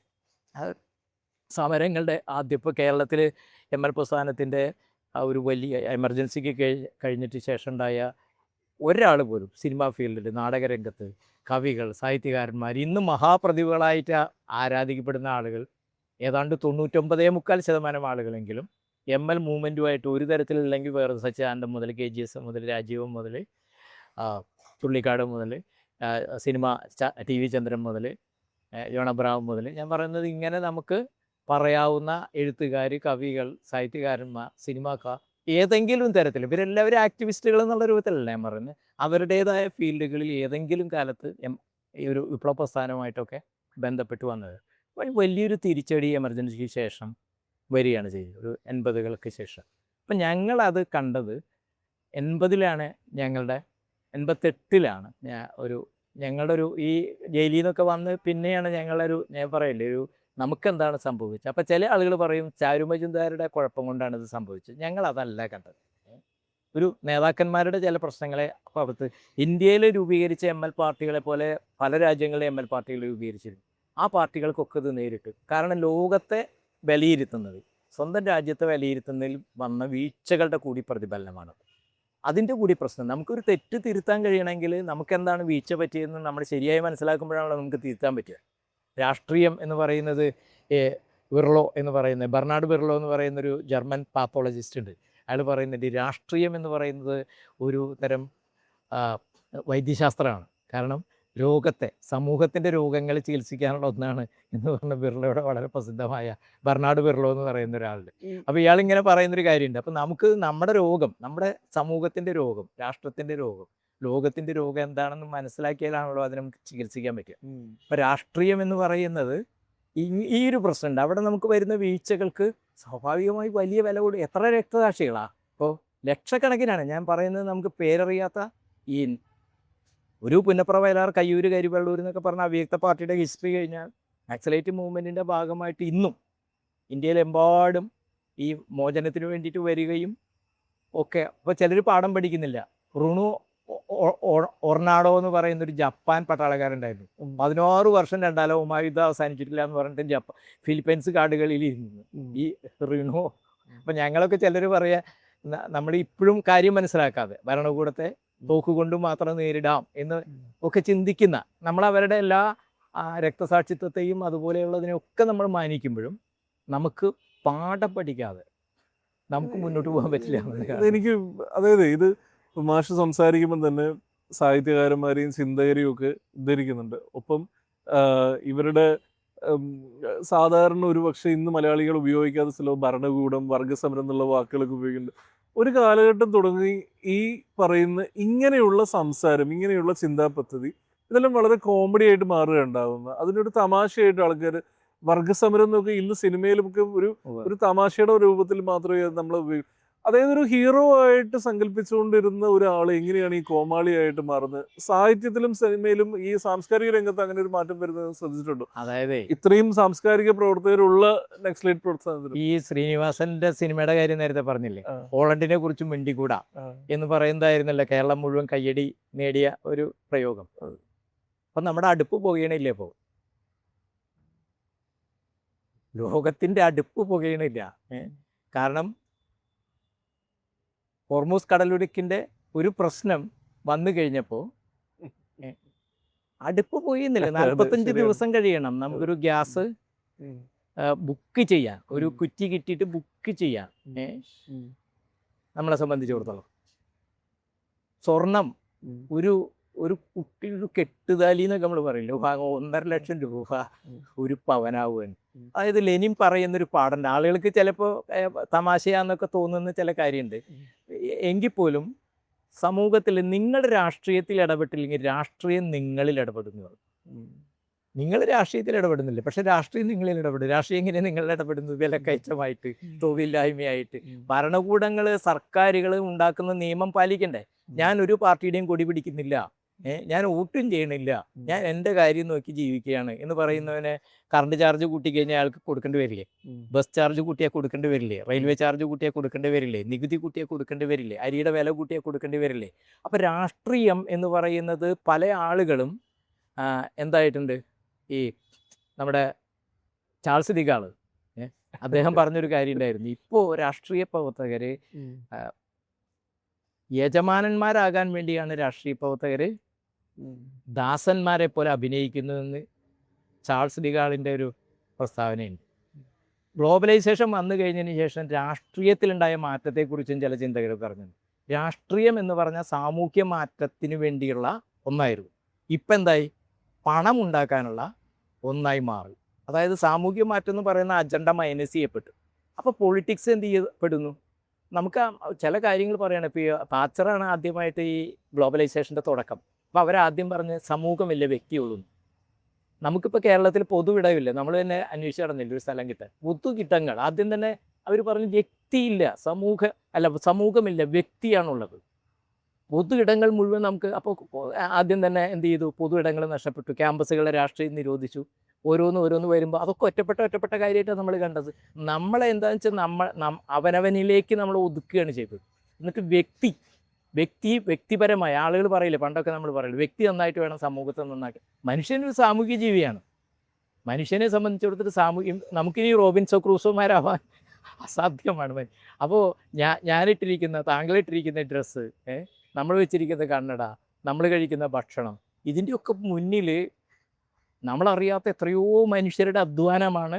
ഞാനിട്ടിരിക്കുന്ന ഷർട്ടും താങ്കളിട്ടിരിക്കുന്ന ഷർട്ടും മുണ്ടും, നമ്മൾ ഉപയോഗിക്കുന്ന പേനയും നമ്മൾ കഴിക്കുന്ന ഭക്ഷണവും ഒക്കെ തന്നെ. അപ്പോൾ മനുഷ്യൻ എന്ന് പറയുന്നൊരു സാമൂഹിക ജീവിയിൽ നിന്ന് അവനെ അടർത്തി മാറ്റിയിട്ട് വെറും വ്യക്തിനിഷ്ഠമാക്കുകയും അതിൻ്റെ ഒരു ഐഡിയോളജി കൊണ്ടുവരികയും ചെയ്യും. ആ ഐഡിയോളജിക്ക് വലിയ പ്രാമുഖ്യം, പ്രത്യേകിച്ച് സോവിയറ്റ് യൂണിയൻ്റെ പതനത്തിന് ശേഷം സോഷ്യലിസം ഒന്നും ഇനിയും നടപ്പാവില്ല. അപ്പോൾ എന്താ, നടപ്പാക്കാത്ത കാര്യത്തിന് വേണ്ടി ആരെങ്കിലും കാലെടുത്ത് വയ്ക്കും. അപ്പോൾ TINA TAMA, there is no alternative, ബദലില്ല എന്ന് പറയുന്നൊരു സിദ്ധാന്തത്തിന് അടിപ്പെട്ട് കഴിഞ്ഞാൽ എന്ത് ചെയ്യും? വ്യക്തികൾ സ്വന്തം കാര്യം നോക്കലാണ് ഇനി മാർഗം. നിങ്ങൾ ഇടതുപക്ഷക്കാരിലൊക്കെ ആയിട്ട് നിൽക്കുക, അവനവൻ്റെ കാര്യമൊക്കെ നോക്കിയിട്ട് നടക്കുക എന്ന് പറയുന്ന. അപ്പോൾ വെറും തോക്കുകൊണ്ട് മാത്രമല്ല, ഐഡിയോളജിക്കലായിട്ട് നിങ്ങൾ എന്തിനു വെറുതെ പാടുപെടണം? ഇതൊന്നും നടക്കാത്ത കാര്യമാണ്. ഇതിന് കേരളത്തിൽ കിട്ടിയ ഒരു സപ്പോർട്ട്, ഇപ്പം ഈ ഒരു വഴിയിലൂടെ കടന്നു വന്ന ഒരാളെന്നുള്ള നിലയിൽ 90കളിലോ അല്ലെങ്കിൽ 2000കളിലോ കേരളത്തിൽ കിട്ടിയ ഒരു സപ്പോർട്ട് അത്ഭുതപ്പെടുത്തിയിട്ടുണ്ട്. ഞാൻ ഈ കേരളത്തിൻ്റെ പ്രസംഗിക്കാത്ത തെരുവുകൾ എന്ന് പറഞ്ഞാൽ കർണാടകത്തിൽ തുളു സംസാരിക്കുന്ന കുറച്ച് പ്രദേശം, ഇടുക്കി ജില്ലയുടെ ഹൈ റേഞ്ചിൻ്റെ പ്രദേശം ഒഴിച്ചു കഴിഞ്ഞാൽ കേരളത്തിൻ്റെ ഞാൻ പ്രസംഗിക്കാത്ത തെരുവുകൾ കേരളത്തിൽ വളരെ കുറവായിരിക്കും.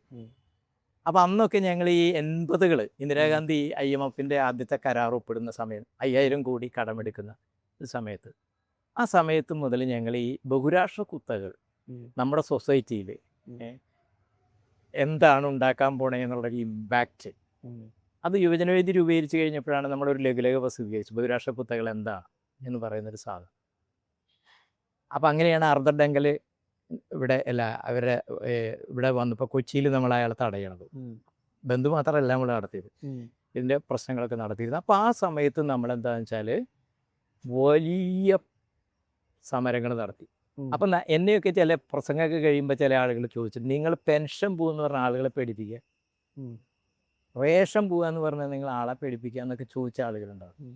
അപ്പോൾ എന്താണ് ഫലം എന്ന് ചോദിച്ചു കഴിഞ്ഞാൽ ഇപ്പോൾ ആരോടും ബഹുരാഷ്ട്ര കുത്തക എന്താണെന്ന് കേരളത്തിൽ ആരോടും പറഞ്ഞു കൊടുക്കേണ്ട കാര്യമില്ല.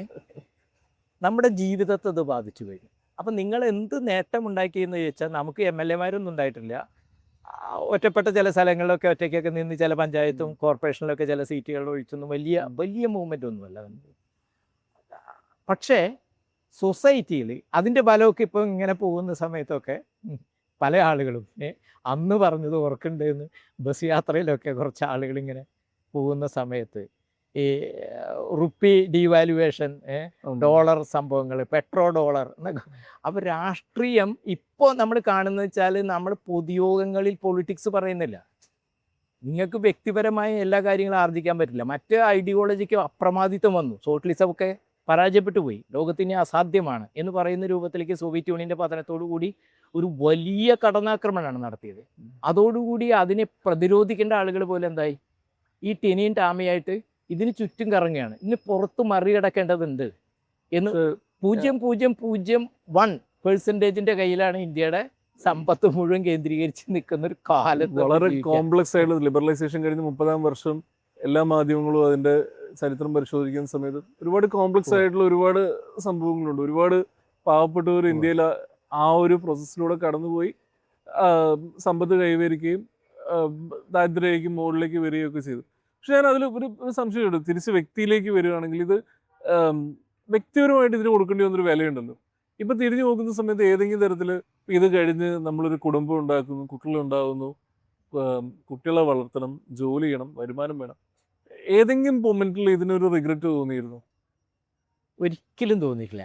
എൻ്റെ കാര്യം എന്താ പറയുക, ഞാൻ അടിയന്തരാവസ്ഥയിൽ മാത്രമല്ല 2 പ്രാവശ്യം മരണത്തിൽ നിന്ന് 3 പ്രാവശ്യം ഞാൻ രക്ഷപ്പെട്ടിട്ടുണ്ട്. അതൊന്ന് ആദിവാസികളുടെ ഒരു ഭൂസമരവുമായി ബന്ധപ്പെട്ട് പാലക്കാട് വെച്ച് എന്നെ അറസ്റ്റ് ചെയ്യപ്പെട്ടു. അപ്പോൾ അറസ്റ്റ് ചെയ്യപ്പെട്ടിട്ട് ഞാൻ തിരുവനന്തപുരത്ത് നിന്ന് അന്ന് വരുന്നത്. അപ്പോൾ പോലീസ് സ്റ്റേഷനിൽ വെച്ചിട്ട് ഭയങ്കര ഛർദി വന്നു. അപ്പോൾ സഹാക്കളൊക്കെ ഇടപെട്ടിട്ട് പാലക്കാട് ജില്ലാ ആശുപത്രിയിലേക്ക് മാറ്റി. പക്ഷെ അവരൊന്നും മര്യാദയ്ക്ക് നോക്കിയില്ല. അപ്പോൾ എന്നെ തൃശ്ശൂരിൽ നിന്നൊരു സഖാവ് വന്നിട്ട് നിർബന്ധിച്ച് അവിടെ നിന്ന് ഇവിടെ ജില്ലാ ആശുപത്രി കൊണ്ടുവന്നപ്പോഴേക്കും എനിക്ക് അപ്പൻഡിസൈറ്റിസ് ആയിരുന്നു. അത് ശരി. ഇവിടെ ഒരു രാജൻ എന്ന് പറഞ്ഞ ഡോക്ടർ ഉണ്ടായിരുന്നു. അയാൾക്ക് പെട്ടെന്ന് മനസ്സിലായി ഓപ്പറേഷൻ നടത്തിക്കൊണ്ടിരിക്കുമ്പോഴേക്കും ഇത് പൊട്ടി. ഓപ്പറേഷൻ ഇത് വയറ് കീറുന്നതിന് മുൻപായിരുന്നു ഞാൻ മരിച്ചുപോയി. 3-4 മണിക്കൂർ എടുത്തിട്ടാണ്. അപ്പോൾ ആ നിമിഷത്തിലൊരു ഇടപെടലാണ്. വേറെ ഒന്നൊരു പ്രസംഗിച്ചുകൊണ്ടിരിക്കുന്ന സമയത്ത് ഇവിടെ ഈ അടുത്തൊരു സ്ഥലത്ത് ബാക്കിൽ നിന്ന് ഒരു ഇരുമ്പ് വടി കൊണ്ട് എൻ്റെ തലയിൽ അടിച്ച്. അപ്പോൾ ഒരു സഖാവ് എന്നെ ഡൈവ് ചെയ്ത് വന്ന് തട്ടിയിട്ടാണ് ഈ 3 പ്രാവശ്യം ഞാൻ ഇങ്ങനെ മരണത്തിൽ നിന്ന് രക്ഷപ്പെട്ടിട്ടുണ്ട്. ആരാ അടിച്ച്? അത് അന്നൊക്കെ ഈ ഒരു 80 കാലത്തൊക്കെ CPM നമ്മളെ പൊതുയോഗങ്ങൾ നടത്താൻ എവിടെ അനുവദിച്ചിരുന്നില്ല. സഹാക്കളി എന്ന് പറഞ്ഞു വരുമ്പോഴേക്കും അടി തുടങ്ങും. അതായിരുന്നൊരു കാലം. അപ്പം നമ്മൾ അന്ന് കാലഘട്ടത്തിലേക്ക് കുടുംബജീവിതം തുടങ്ങിയിട്ടുണ്ടോ? ആ ഒരു ഞാൻ 83-ലാണ് എൻ്റെ വിവാഹം. അപ്പോൾ അത് നമ്മുടെ ഒരു സഖാവ് എൻ്റെ ജീവിതത്തിലേക്ക് അങ്ങനെ വന്നതാണ്. അതിലേക്കും വരാം. അപ്പോൾ സ്വാഭാവികമായി നമ്മളെ സംബന്ധിച്ചിടത്തോളം ഈ ഒരു ഇതിൻ്റെ ഭാഗമായിട്ട് അപ്പോൾ അന്നൊക്കെ ഓരോന്ന് വരുമ്പോൾ ഞങ്ങൾ അന്ന് ഇവിടെ എടുത്തൊരു തീരുമാനം ഉണ്ടായിരുന്നു. ബംഗാളിൽ CPM നക്സലൈറ്റ് സംഘടന എന്ന് പറഞ്ഞിട്ട് ഭരണകൂടം സൃഷ്ടിച്ചെടുത്തൊരു സംഭവം ഉണ്ടായിരുന്നു. അപ്പോൾ അത് കേരളത്തിൽ ആവർത്തിക്കാനാണ് EMS ഇവിടെ പരിപാടി ഇടുന്നതെന്ന് മനസ്സിലാക്കിയിട്ട് ഞങ്ങൾ നിന്ന് തല്ലുകൊള്ളുക എന്ന് പാർട്ടി തീരുമാനിക്കും. അതായത് മുദ്രാവാക്യം വിളിക്കുക, എത്ര തല്ലിയാലും മുദ്രാവാക്യം വിളിക്കുക. അപ്പോൾ ഇവർക്ക് നല്ല സൗകര്യമായിരുന്നു. 80 സമയത്ത് വ്യാപകമായി നമ്മൾ അടിച്ചിട്ടുണ്ട് എവിടെ ചെന്ന് സംസാരിച്ചാലും. അപ്പോൾ നമ്മുടെ കൂടെയൊക്കെ KSYF ഒക്കെ ഒന്നിച്ചുണ്ടായ സഹാക്കൾ പോലും. പക്ഷെ നമ്മളന്ന് അപ്പോൾ അത് തമാശയാണ്. ഞങ്ങളൊക്കെ അടി കൊണ്ടിട്ട് ചാലക്കുടി ആശുപത്രി കിടക്കുന്ന സമയത്ത് ഒരു ഇതിൻ്റെ ഇത് പറയാം, ഒരു സഹാക്കള് ഇതിനോടുള്ള അമർഷം ഒരു ഗാന്ധിസാണോ എന്നൊക്കെ ചോദിച്ചിട്ട്. പക്ഷെ അന്ന് നമ്മൾ അടിക്കാൻ പോയി കഴിഞ്ഞാൽ ഇത് ബംഗാൾ ആവർത്തിക്കുമായിരുന്നു. ആ ടാക്ടിക്സാണ് രാഷ്ട്രീയം പറയാൻ കഴിയാതെ വരുമ്പോൾ കായികമായി നേരിടുന്ന ഒരു പ്രശ്നമായിരുന്നു അന്ന്. ഇത് ഞാൻ ചോദിച്ചത് സാമൂഹികമായിട്ടുള്ള അവസ്ഥ ഇതായിരിക്കും. വ്യക്തിപരമായിട്ട് നമ്മൾ ഇതിന് ഇതേ അഭിപ്രായം തന്നെ നമ്മൾ കുടുംബത്തിന് വേണം. അത് കഴിഞ്ഞ് മക്കളുണ്ടാവുന്ന സമയത്ത് ഉത്തരവാദിത്തങ്ങൾ കൂടുകയാണ്. എനിക്ക് ആ ഭരത് എന്ന് പറയുന്ന പയ്യനെ അടി കൊണ്ടിട്ട് മാരോ എന്ന് പറഞ്ഞപ്പോൾ എനിക്ക് എന്നെ ഓർമ്മ വന്നത്. ഒരു പയ്യനിങ്ങനെ അടി കൊള്ളുന്നില്ലേ, വീണ്ടും എന്നെ അടിക്കെന്ന് പറഞ്ഞ സമയമുണ്ടല്ലോ. ഞാൻ ഈ ഇതിലേക്ക് വരാം. അതായത് ഞാൻ ഇത് ചെയ്തു, എൻ്റെ മക്കള് 2 പെൺകുട്ടികളാണ്. ഇപ്പോഴും കാതുകുത്തിയിട്ടില്ല. ഞാൻ കാതുകുത്തിയില്ല എന്ന് പറഞ്ഞാൽ അവർക്കും ഓർമ്മ, അവർ വലുതാവുമ്പോൾ വേണമെങ്കിൽ ആയിക്കോട്ടെ. കാരണം ഞാൻ എൻ്റെ ജീവിതം ഉണ്ടല്ലോ, ഭാര്യ ട്യൂഷൻ എടുക്കുമായിരുന്നു. അവർ രാഷ്ട്രീയ പ്രവർത്തനത്തിലുണ്ടായിരുന്നു, ട്യൂഷൻ എടുക്കുമായിരുന്നു. അപ്പം ചെറിയ ലൈഫ് കൊണ്ട് എങ്ങനെ ജീവിക്കാം എന്നാണ് മക്കളെ നമ്മൾ പഠിപ്പിച്ചത്. വിവാഹം മക്കളുടെ വിവാഹത്തിൻ്റെ പ്രശ്നം വന്നു കഴിഞ്ഞു നമ്മൾ പറയുന്നത് ജീവിതത്തിൽ പ്രാവർത്തികമാക്കണം എന്ന് ചിന്തിച്ചത്. അപ്പോൾ ജോലി കിട്ടിയിട്ട് മതി വിവാഹം എന്ന് അവരൊരു നിബന്ധനയുണ്ട്. അപ്പോൾ സെക്കുലർ വിവാഹം കഴിക്കണം, ജാതി മത ആചാരം. ഞാൻ അങ്ങനെയാണ്, ഒരു സഖാവ് ഒരു മാല എടുത്ത് തന്നിട്ട് ഞങ്ങൾ താലിയൊന്നും കെട്ടിയിട്ടില്ല. ജോലി, സാമ്പത്തികം, വരുമാനം. അതെ, അല്ല ഞാൻ പറയുന്നത്. അല്ല, അതെങ്ങനെ മുന്നോട്ട് പോയിന്ന? അതെ, അപ്പോൾ വൈഫ് വീട്ടിൽ കുട്ടികൾക്ക് ട്യൂഷൻ ഉണ്ടായിരുന്നു, ആ ട്യൂഷനും അതാണ് മെയിൻ വരുമാനം. അതായിരുന്നു വരുന്നൊരു സമയത്ത്. അപ്പോൾ അതുമായി ബന്ധപ്പെട്ട് വരും. പിന്നെ എന്തെങ്കിലുമൊക്കെ ചെറിയ തോതിൽ എന്തെങ്കിലുമൊക്കെ എഴുതുമ്പോൾ ആരെങ്കിലുമൊക്കെ ചില ലേഖനങ്ങൾ പ്രസംഗിക്കാനൊക്കെ പോകുമ്പോൾ ചെറിയ ഒരു സംഭവങ്ങൾ അങ്ങനെ വരും. പിന്നെ നമ്മുടെ കൂടെയുള്ള സൗഹൃദങ്ങൾ, നമ്മുടെ കൂടെയൊക്കെ ഉണ്ടായിരുന്ന ചില ആളുകൾ വളരെ അത്യാവശ്യം വരുന്ന ഘട്ടങ്ങളിൽ. പക്ഷെ അവിടുന്ന് മക്കളൊക്കെ പഠിച്ച് അത്യാവശ്യം നല്ല നിലയിൽ എത്തുകയും ചെയ്തു. ഒരുപാട് ജയിലിൽ പോയി. അപ്പോൾ അതുകൊണ്ട് മൂത്ത മകള് പോണ്ടിച്ചേരിയിൽ PhD ചെയ്യായിരുന്നു. അപ്പോഴാണ് അവൾ ബാങ്ക് ടെസ്റ്റ് എഴുതിയത്. ബാങ്ക് ടെസ്റ്റ് എഴുതി കഴിഞ്ഞപ്പോൾ എൻ്റെ ബുദ്ധിമുട്ടും കൂടി മനസ്സിലായപ്പോൾ അവളത് ആ ബാങ്കിൽ ചേർന്നു. അത് കംപ്ലീറ്റ് ആക്കില്ല. അപ്പം മക്കളെ നമ്മൾ ആദ്യം പഠിപ്പിച്ചത് പുസ്തകം വായിപ്പിക്കാനാണ്.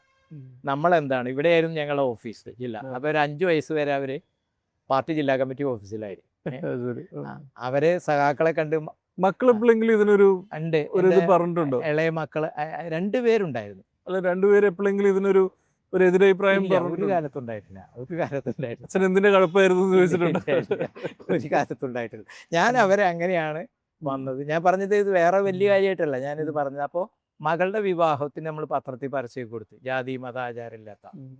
എനിക്ക് കേരളത്തിൽ എല്ലായിടത്തും ഏതാണ്ട് എല്ലാ ജില്ലയിലും വിവിധ തരത്തിലുള്ള ആളുകൾ ബന്ധമുണ്ട്.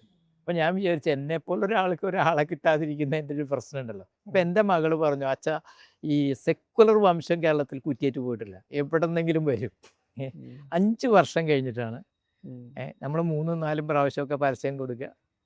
5 വർഷം കഴിഞ്ഞപ്പോഴാണ് മൂത്ത മകളുടെ ഒരു വിവാഹം പരസ്യം കൊടുത്തിട്ട് നമുക്കപ്പോൾ അതിൽ കോംപ്രമൈസ് ചെയ്യാൻ പറ്റില്ല.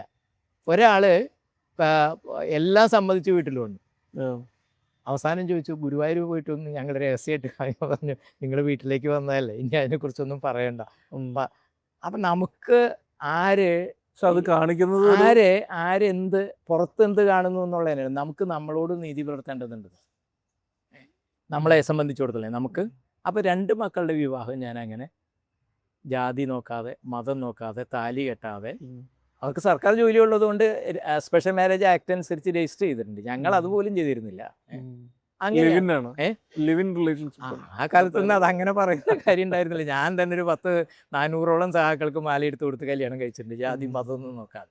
അപ്പം അത് നമ്മുടെ ജീവിതത്തിൽ നമ്മുടെ പ്രധാനപ്പെട്ട സഹാക്കളൊക്കെ അങ്ങനെ ആയിരിക്കണം എന്ന ഒരു നിഷ്ഠയും നമ്മൾ പാലിക്കുന്നുണ്ട്. പറയുന്നത് ജീവിതത്തിൽ പ്രവൃത്തി ആക്കണം. അത് നിങ്ങൾക്ക് പുറത്ത് എന്ത് ആരൊക്കെ എങ്ങനെയുണ്ട് എന്നുള്ളതിനെക്കുറിച്ച് നമുക്ക് നമ്മളോട് നീതി പുലർത്തുക. അവസാനമായിട്ട് ഞാനൊരു കാര്യം ചോദിച്ചോട്ടെ. അതായത് ഇത് ഈ CJPയുടെ പ്രൊട്ടസ്റ്റ് കാണുന്ന സമയത്ത് ചിലപ്പോഴെങ്കിലും പലരും ഈ പ്രൊട്ടസ്റ്റ് ചെയ്യുന്ന ആൾക്കാരെ ക്രിട്ടിസൈസ് ചെയ്യുന്നുണ്ട്, വിമർശിക്കുന്നുണ്ട്. അതിനൊരു പ്രധാന കാരണം അവർ ഏതെങ്കിലും തരത്തിൽ പോലീസിനെ തിരിച്ചാക്രമിക്കുകയോ അല്ലെങ്കിൽ എന്തെങ്കിലും തരത്തിൽ ഗവൺമെന്റിനെതിരെ സംസാരിക്കുകയോ, ആസാദി എന്നുള്ള ചാൻഡ് പോലും, ആ സ്ലോഗനിയറിംഗ് പോലും ഒരു പ്രശ്നമായിട്ട് കാണുന്നുണ്ട്. അപ്പോൾ നമ്മൾ സമൂഹത്തിൽ ഈ റാഡിക്കൽ എന്ന വാക്കിനുള്ളൊരു അർത്ഥം 1970-കൾ 80-കളിൽ എടുത്ത് നോക്കിയാൽ ഇന്ന് ഒരുപാട് മാറി. പണ്ടൊരു പോലീസ് സ്റ്റേഷൻ ആക്രമിക്കുന്നതായിരുന്നു, അല്ലെങ്കിൽ അതിനൊരു ബോംബ് ഇടുന്നതാണ്, അല്ലെങ്കിൽ പോലീസുകാരനെ വടിയിച്ച് കൊല്ലുന്നതാണ്, അല്ലെങ്കിൽ ജന്മിയെ പബ്ലിക്കായിട്ട് തല കെട്ടിക്കളയുന്നതാണ് റാഡിക്കൽ. ഇന്നൊരു ആസാദി എന്ന് പറയുന്ന ഒരു സാൻഡ് വിളിക്കുന്നതാണ് റാഡിക്കൽ. നമുക്ക് ഇത് പറഞ്ഞ് നമുക്ക് അവസാനിപ്പിക്കും. ഈ മാറ്റം മാഷ് ഇങ്ങനെ കാണും. അതായത് ഈ ഭയം ഭരിക്കുന്ന നാടായിരുന്നു ഇന്ത്യ ഇപ്പോഴും. ഞാൻ പറഞ്ഞത് ഇപ്പോൾ ഗൗരി ലങ്കേഷ് മരിക്കുന്നതിൻ്റെ അവസാന എഡിറ്റോറിയലേ നുണയും ഭയവും കുഴച്ചുണ്ടാക്കിയ രാജ്യം എന്നാണ് അവർ അവസാനം എഴുതുന്ന ഒരു എഡിറ്റോറിയൽ അവരുടെ പത്രത്തിൽ. നുണയും ഭയവും കുഴച്ചുണ്ടാക്കിയത്. അപ്പോൾ നാളെ നമ്മൾ എന്തെങ്കിലും പറഞ്ഞാൽ, നിങ്ങൾ ഫേസ്ബുക്കിൽ ഒരു കുറിപ്പ് എഴുതിയാൽ, നിങ്ങൾ സംസാരിച്ച സെൽഫ് സെൻസറിങ്ങിന് വിധേയമാകുന്ന തരത്തിലേക്കൊരു ഭയം ഭരിക്കുന്ന ഒരു അന്തരീക്ഷം നമുക്കുണ്ട്. ആ ഭയത്തെ ഈ ചെറുപ്പക്കാർ വലിച്ചെറിഞ്ഞു എന്നുള്ളതാണ് ഈ സമരത്തിൻ്റെ ഒരു പ്രധാനപ്പെട്ട പ്രശ്നം, ഏറ്റവും പ്രധാനപ്പെട്ട ഒരു കാര്യം. ഭയം എന്ന് പറയുന്നത് നീതിക്ക് വേണ്ടിയുള്ളൊരു ശബ്ദം. പിന്നെ ഇപ്പോൾ നേരത്തെ നിതീഷ് ചോദിച്ചൊരു ചോദ്യമില്ലേ, വളരെ ഞാൻ അവരുടെ പേരൊക്കെ മറന്നുപോയി, ബർണറ്റ് എന്നാണെന്ന് തോന്നുന്നു, വേറെ 2 പേര്, സിയാൻ ബർണറ്റ്, അവരെ കൂടെ 2 പേരുണ്ട്. അവർ ഈ സത്യാഗ്രഹം പോലുള്ള സമരങ്ങളുടെ പ്രാധാന്യത്തെക്കുറിച്ച് ചില കാര്യങ്ങൾ പറഞ്ഞു. സത്യാഗ്രഹങ്ങളും സിവിൽ നിയമലംഘനങ്ങളും ഭരണകൂടത്തെ തിരുത്താനുള്ള ശക്തികളായി ചിലപ്പോൾ മാറാം എന്നതിനെക്കുറിച്ച് അവർ ഒരു സാമൂഹ്യ ചിന്തകരും നിയമ പണ്ഡിതരുമാണ് ഈ പറയുന്ന 2 ആളുകൾ. അവരുടെ ആ പുസ്തകത്തിൻ്റെ പേര് ഞാൻ മറന്നുപോയി. അപ്പോൾ ഈ ഇങ്ങനെ എഴുതുന്ന ഒരു സംഭവമുണ്ട്. ഏത് സമരരൂപവും നിങ്ങൾ മിണ്ടരുത് എന്ന് പറയുന്ന സമയത്ത് മിണ്ടൽ ഒരു ശബ്ദമാണ്. നിങ്ങൾ മുഷ്ടി ചുരുട്ടരുത് എന്ന് പറയുന്ന സമയത്ത് അത് മുഷ്ടി ചുരുട്ടൽ അതൊരു പ്രശ്നമാണ്. പിക്കാസോനോട് നിങ്ങൾ ജയിലിലിട്ട് കഴിഞ്ഞാൽ ബ്രഷ് ഒന്നുമില്ലെങ്കിൽ ചിത്രം എങ്ങനെ വരയ്ക്കും? ഞാൻ മൂക്കുകൊണ്ട് നിലത്തെ പൊടിയിൽ വരയ്ക്കുന്നു പറയും. മൂക്കുകൊണ്ട് നിലത്തെ പൊടിയിൽ ഞാൻ വരയ്ക്കും എന്ന് പറയുന്നത് പോലെ ഈ ഫൈസ് അഹമ്മദ് ഫൈസിൻ്റെ ഒരു കവിത പറഞ്ഞിട്ട് ഞാൻ നിർത്താം. ആശകൾ അവസാനിക്കുമ്പോൾ അഭിവാഞ്ചകൾ അവിടെ നിറയണം എന്ന് പറയും. നമുക്ക് ചരിത്രത്തെക്കുറിച്ചുള്ള ഉൾക്കാഴ്ചയുള്ള മനുഷ്യർക്ക് പ്രതിസന്ധികൾ, തടസ്സങ്ങൾ ഉണ്ടാകുമ്പോൾ കാലം എന്ന് പറയുന്നത് നമ്മളെ സംബന്ധിച്ചിടത്തോളം ഇതൊന്നുമല്ല. ഷെല്ലിയുടെ ഞാൻ സംസാരിക്കുമ്പോൾ ഒരു കാര്യം പറഞ്ഞില്ലേ, ഓസിഡോമിയസ് എന്ന് പറയുന്നൊരു കവിതയുണ്ട് ഷെല്ലിയുടെ. ഈജിപ്തിലെ വലിയ ഫറോവനായിരുന്നു കസംസ് രണ്ടാമൻ എന്ന് പറയുന്ന ഏറ്റവും വലിയ ശക്തനായ അദ്ദേഹത്തെക്കുറിച്ചാണ് ഓസിഡോമിയസ് എന്ന് പറയുന്നൊരു കവിത ഷെല്ലിയുടെ. ഷെല്ലി എന്ന് പറഞ്ഞെങ്കിൽ ഒരു 2 കുന്നുകളുടെ മുകളിൽ നിൽക്കുന്ന ഒരു മഹാപ്രതിമയായിരുന്നു ഈ ചക്രവർത്തി. അയാളെ കാലത്ത് അയാൾ പണിതാ. അത് കയ്യും കാലും മുഖമൊക്കെ വികൃതമായി. അപ്പോൾ സഞ്ചാരികൾ അവിടെ ചെല്ലുമ്പോൾ ഈ പ്രതിമ പറയാണ്, ഞാനൊരു മഹാചക്രവർത്തിയാണെന്ന് നിങ്ങൾ ഓർക്കുന്നുണ്ടോ എന്ന്. അപ്പോൾ ആളുകൾക്ക് നോക്കുമ്പോൾ ഉടഞ്ഞൊരു ബിംബം മാത്രമാണ്. ലോകത്തുള്ള മുഴുവൻ സ്വേച്ഛാധിപതികളുടെയും കാര്യമൊക്കെ ഇങ്ങനെ തന്നെയാണ്. ചരിത്രം മുന്നോട്ട് പോകും എക്സ് ഓർ വൈ നമ്മളെ സംബന്ധിച്ച്. അപ്പോൾ അത് സമരം തോക്കെടുക്കലോ ഓരോ കാലഘട്ടം ആവശ്യപ്പെടുന്നതനുസരിച്ചാണ്. നിങ്ങൾ ഒരു ചരിത്ര കാലഘട്ടങ്ങളിൽ നടക്കുന്ന കാലങ്ങൾ അതിനെ അതേ രൂപത്തിൽ റിപ്പീറ്റ് ചെയ്യാൻ നമുക്ക് കഴിയില്ല. ഒരു ചരിത്ര നിമിഷങ്ങളിൽ സംഭവിക്കുന്ന ഒക്ടോബർ വിപ്ലവം അപ്പം നടന്നില്ലെങ്കിൽ നടക്കില്ല എന്നാണ് ലെനിൻ വിലയിരുത്തിയത്. ആ സമയത്ത് നടന്നില്ലെങ്കിൽ നടക്കില്ല എന്ന് പറയുന്നതാണ്. ചരിത്രത്തിൻ്റെ നിർണായക നിമിഷങ്ങൾ മനസ്സിലാക്കലും ഇടപെടലും വരുമ്പോൾ അപ്പോൾ ഇത് ഒരു ചരിത്രപരമായ വിജയമാണ് ഇപ്പോൾ നമ്മുടെ വിദ്യാർത്ഥികളുടെ പ്രക്ഷോഭം ഉണ്ടായത്. അതിൽ നിന്ന് എല്ലാവർക്കും, ഞങ്ങളടക്കമുള്ള എല്ലാ ആളുകൾക്കും വലിയൊരു പാഠം പഠിക്കാൻ. പക്ഷേ പാഠം പഠിക്കുമ്പോൾ പ്രധാന രാജി വിജയിച്ചു, ചരിത്രപരമാണത്, ആ ഡിമാൻഡ് വിജയിച്ചു. പക്ഷേ അതിൽ നിന്ന് വ്യവസ്ഥ അല്ലെങ്കിൽ അതുമായി ബന്ധപ്പെട്ടുകൊണ്ട് ടോട്ടൽ സിസ്റ്റം തന്നെ കൊളാപ്സ് ആയിരിക്കുന്നതിനെതിരായിട്ടുള്ള സമരങ്ങൾക്ക് പുതിയ ഊർജം നൽകും. നമുക്ക് പുതിയ മുന്നോട്ട് പോകാനുള്ള ഈ കുഞ്ഞുണ്ണി മാഷ കവിതയുണ്ട്, പിന്നോട്ട് മടങ്ങുന്ന കാലുകൊണ്ടല്ലോ എന്നാ മുന്നോട്ടായി കാരണം. പിന്നോട്ട് അപ്പം നിരന്തരം ഒഴുക്കിനെതിരെ നീന്തലാണ് ഈ കാലഘട്ടം ആവശ്യപ്പെടുന്ന ഒരു പ്രധാനപ്പെട്ട പ്രശ്നം. ഒരു കയ്യേ ഉള്ളൂ എങ്കിലും ഒഴുക്കിനെതിരെ നീന്തലാണ്. വളരെ നന്ദി. മരിക്കുന്നത് വരെ അങ്ങനെ തന്നെ പോകണമെന്നാണ്. വളരെ നന്ദി. സറയിൽ വന്നതിന് വളരെ നന്ദി.